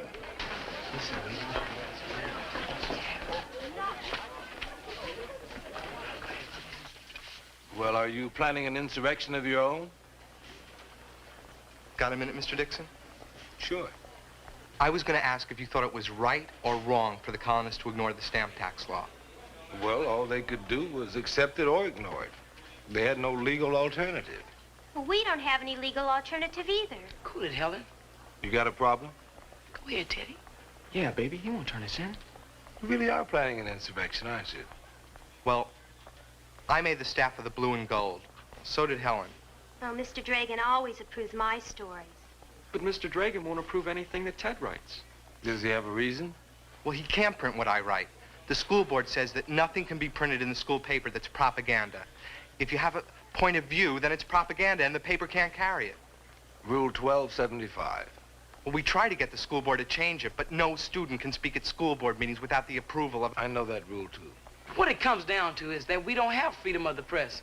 All our school papers could do is just tell us about dances or school teams. Cooking hits. Yeah, that kind of stuff. But we can't get into anything heavy, anything that matters. We're going to start our own newspaper, Mr. D.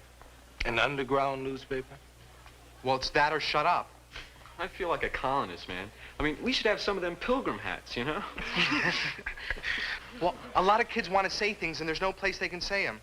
Like petitioning and racial polarization. Well, you can't write about that in the Blue and Gold. Or about classes jammed to the doors or out-of-date textbooks. Well, it doesn't sound like you came to me for advice. What did you come for? We're going to make a newspaper without any censorship. Okay. We want to interview you for our first edition. Why me? Because you teach, you don't tell. Guys who hate school want to learn in your class. We want to find out why and print it. We wonder what makes you tick. Where and when? Well, we've got some details to iron out first, but we'll let you know, okay? Okay. As long as I have your word that you'll quote me accurately and completely. Oh, we will. We won't guarantee that we won't criticize what you say, though. That's fair enough. Mr. Kaufman! Oh, Pete. Join me for a serene moment in an otherwise cataclysmic day. What happened? Nothing, but it will. You're not, the bearer of some kind of bad news, are you? Well, I'm going to be interviewed. Oh, that's nice. Teacher's magazine? No, newspaper. Oh, I hope it's not the London Times. My subscription just ran out. I see, it's not the Blue and Gold. I just saw the layout. You're getting warmer. This paper hasn't even been published yet. Oh, no. You're putting me on. We're not going to get one of those at Walt Whitman, are we? Yes, we are. One of those. All the kids resent the restrictions of the school board rule. Don't tell me about good old 1275 and the school board. Did you know something? Maybe you better think about it. Could be hot water for you. I mean, granting an interview to an underground newspaper. You weren't talking to me officially, were you? I mean, you're not going to tell me who's involved. No. Oh, that's good. Because if it was official, I'd have to say something significant. Go home and brood about what to do. This way, I can just enjoy the rest of the day and confront when the first copy comes out. And then when you find a student that can write, you just fly. You get the feeling Alice likes teaching English? I do get that feeling. You know what I heard today? Some of the kids are starting an underground newspaper at school. Isn't that awful and terrific? Awful and terrific. Well, I mean, it's against the rules. Which part is that? Awful or terrific? Oh, awful. The terrific part is the kids really feel something, and they're going to do something about it.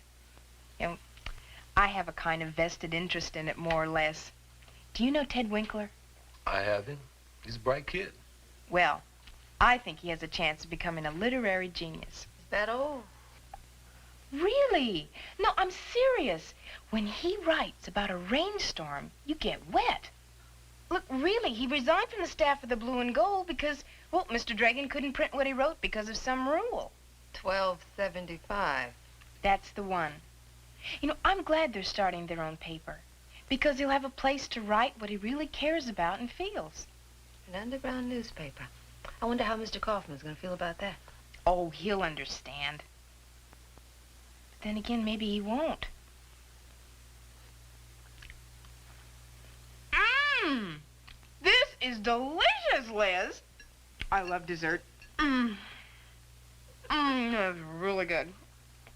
Well, how do you feel about a problem-oriented course, Mr. Dixon? Well, can you be a little more specific? Sure. A course where real problems are covered, like demonstrations, drugs, sex, you know, all the things that schools are afraid to get into. Well, I'd like to see those problems covered in an open discussion course. How do you feel about kids having a voice in picking what the class talks about? Well, that's the only way the class would mean anything. What about the kids having a say in the curriculum? I mean, the school's supposed to be for us, you know. They can do that now. Oh, that's a joke. Can you see me going to Mr. Kaufman and telling him to stick in a course I want? You know, the school board has a rule that a new class can be added if 20 or more students request it. Oh, if there's a qualified teacher and if the subject's on the school board's list. That's where they get you. It's a long list. And I don't think that 20 students can come up with a class that isn't on it. Well, then how come the kids don't use that rule to get classes they want to take? Same reason they don't get interested in student elections. Oh, I see. It's our fault, right? I mean, it's our fault the system's the way it is. To some extent, yes, it is. Oh, you may be interested in changing things. This paper is proof of that. But the large majority of kids just don't care. And that's why making progress is so tough for the few who do care. That's true, man. If you could pick a single social problem that affects students and teachers and society in general and turn all our national energies on it for attention and solution, what would it be, Mr. Dixon? Oh, let's see. Ignorance, indifference, lack of compassion. I only asked for one problem. It's all one problem, Ted. Morning again, all. Hi. Oh, good morning.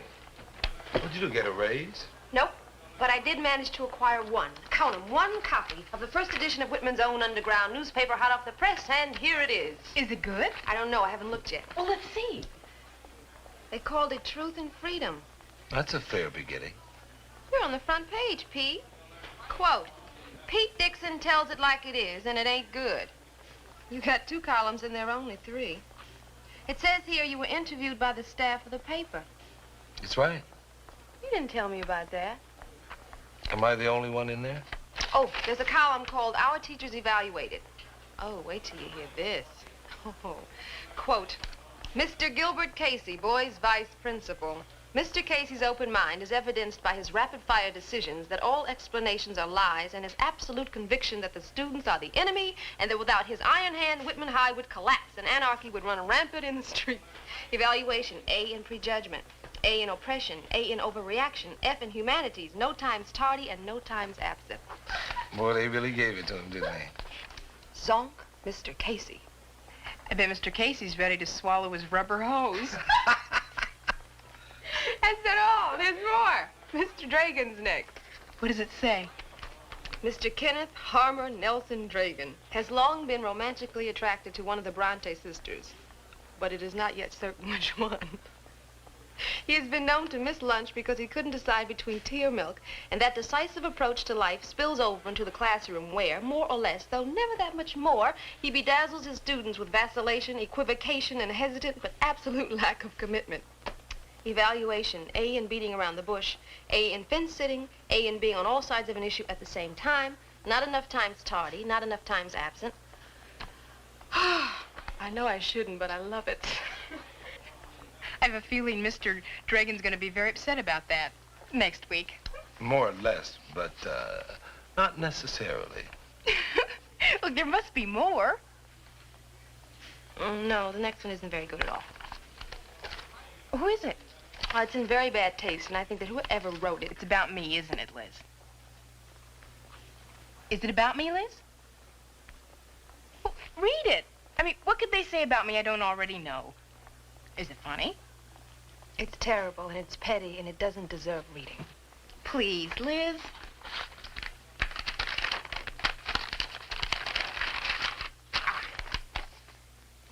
Miss Alice Johnson thinks she's a student and also thinks she's a teacher.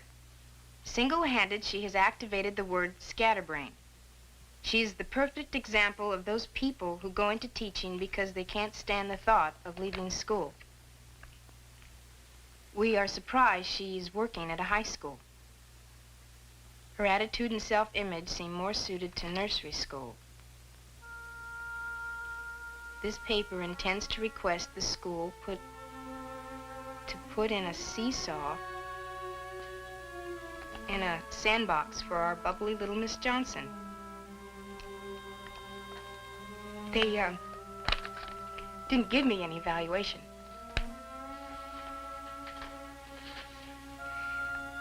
It is well written, don't you think?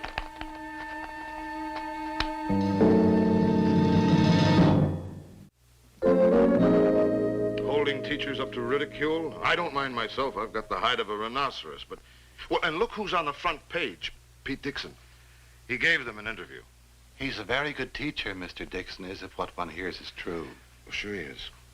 But I'll guarantee you he won't give us the names of those future Pulitzer Prize losers that wrote that junk and didn't have the guts to sign their name. But I'll find them, and out they go. I wonder why they chose to remain anonymous, Gil. Yes. Morning. Morning. Pete. I assume you've seen this. How can you condone that garbage, Pete? Here we go again. Oh, you know what I mean. Pete, just for the record, you did not know what was going to be in the rest of this paper when you gave out that interview, correct? They didn't even have a name for the paper. Did they quote you accurately? 100%. Oh, that's something. Who were the phonies that put that slop together, Pete? Can't tell you, Gil. After what they did to Dragan and to Alice Johnson? Well, what about yourself, Mr. Casey? Well, you can forget about me. I'm the local tyrant. Well? Don't intend to tell you. Well, actually, while I believe that loyalty is more or less a good thing, there might be circumstances which override one's initial responsibility in some cases, though I'm not at all sure that applies here. You know I'm going to find out who wrote that poison pen hogwash sooner or later, Pete. Not for me, you're not. You know what you're coddling here? Revolutionaries is what you're coddling. Oh, well, now, I can see where he might be protecting, but coddling doesn't even really apply, except in the most abstract sense.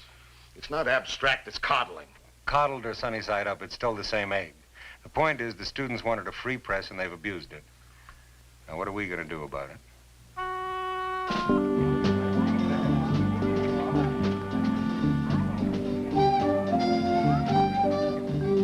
Ted.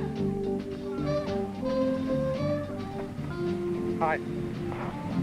Can we talk a little? Oh, well, I'd like to, but I don't have the time right now, Mr. Dixon. Is that all? I want to talk to you about the paper. Oh, there's nothing to talk about. I mean, if you like it, read it, and if you don't like it, don't read it. Goes deeper than that, Ted. You've got that look of censorship in your eye, Mr. D. Wrong look, Ted.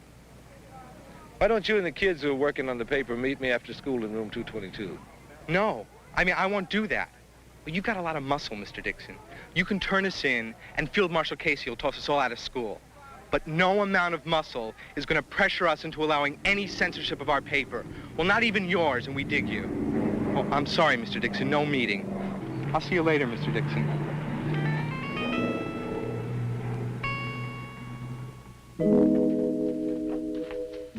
Hi.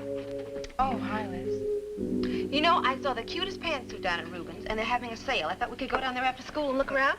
I know you're trying to cheer me up, Liz, and I'm grateful, but a pantsuit won't help, no matter how cute it is. Are you going to walk around like a wilted daisy forever because some kid decided to take a shot at you? I mean, for all we know, I may be the next one on the list. Oh, no, they don't do you. They do the Caseys and the Dragons and the Alice Johnsons. The terrible part is I know they're half right. I don't know which half. See you later.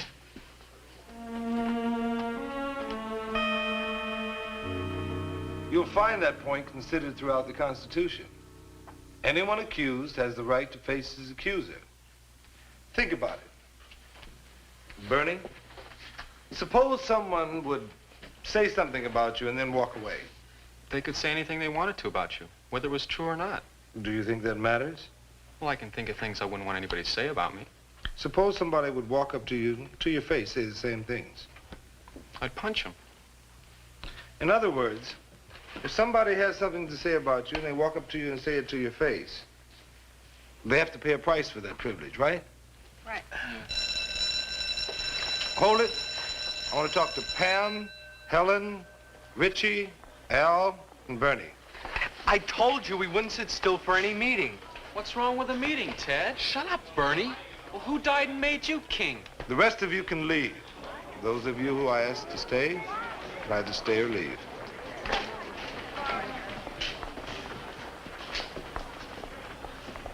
What's bothering you, Ted? The man's got something to say. That man can't do anything wrong as far as you're concerned, Richie. God, he never put me down like you just tried to do, Ted. Okay, hold it. I just want to talk to you. Bring a little pressure to bear is what you mean, isn't it? I don't want to put pressure on you. But I thought you would listen to what I had to say. It's about that teacher evaluation column, isn't it? Yes. I don't want to know who wrote it, but I do want to talk about it. Well, isn't that what you were doing in class a minute ago? I mean, those references to hiding behind anonymity, to hit out with impunity? You're really strung out, man. Why don't you listen? It doesn't cost anything. What you want to say about the teacher evaluation column was that it was rough, right? Well, that's how it is. Some people got zapped. No argument. But that's what happens when you tell the truth without a lot of phony pats on the head.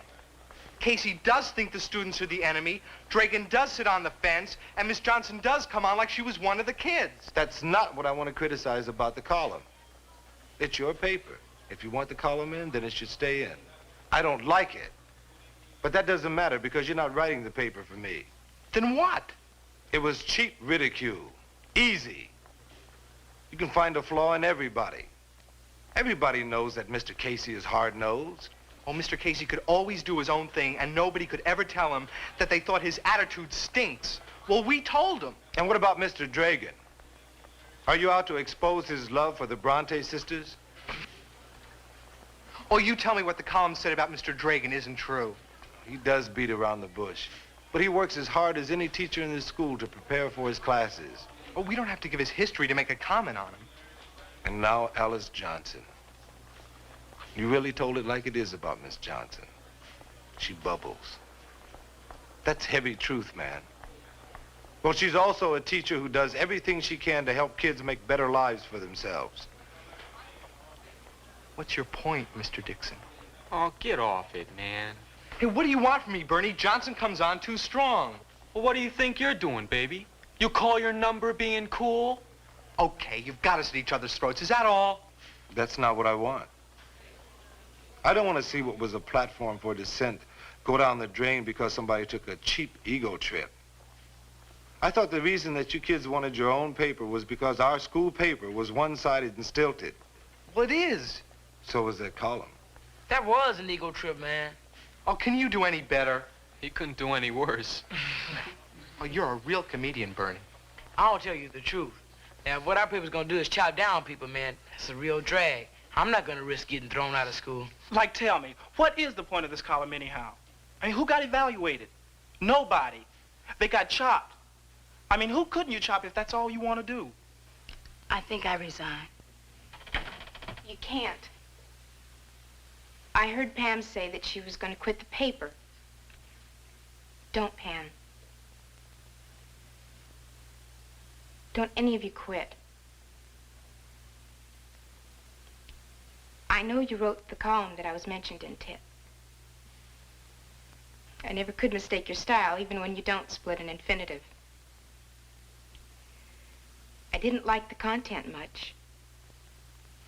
But then I wouldn't, would I? Anyhow, it didn't kill me or anything. What I really think is that the teacher evaluation column should be reevaluated. It hurts people. But even if it stays the way it is, and other people get hurt, don't quit your paper. Look, you have something to say, and you should try to say it. Say important things.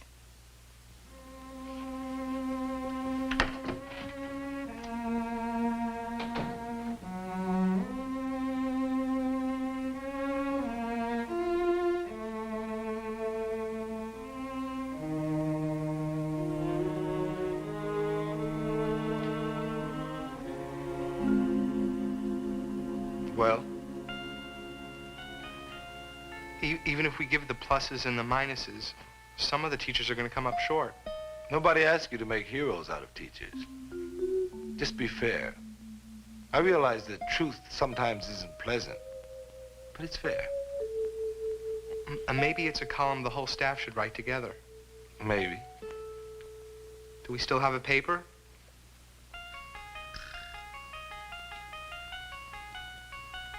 Yeah, we do. Right on, brother.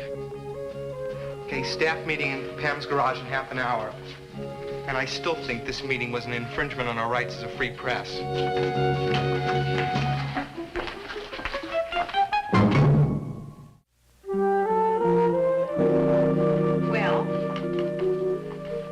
Well, what? Is something supposed to be happening? The Truth and Freedom is out. Did you get a copy? Uh-huh. How'd your classes go this morning? Just fine. Where's the paper, Liz? In my purse. Let's see. It's a lot neater than the first issue. No strikeovers in the typing. Did they do a teacher evaluation column? I think so. Was it fair? Well, it was divided into two parts, pluses and minuses. Some of it was fair and some of it wasn't so fair. Anybody we know make it this week? Mr. Kurtz and Mr. Cooper. Only two? I was the third. Can we see the paper, Liz? Did they say anything terrible about you? Mm-mm. They had some comments to make on the minus side, but nothing terrible. They did say that my door was never closed to a student. Why don't you show us the paper, Liz? Do you think I'm overweight? That what they said about you? Yeah, and you agree with them, don't you? Oh, no, I don't. Oh, you'd say that if I weighed a ton. Morning, Pete. Morning, Alice. Morning, Chubby.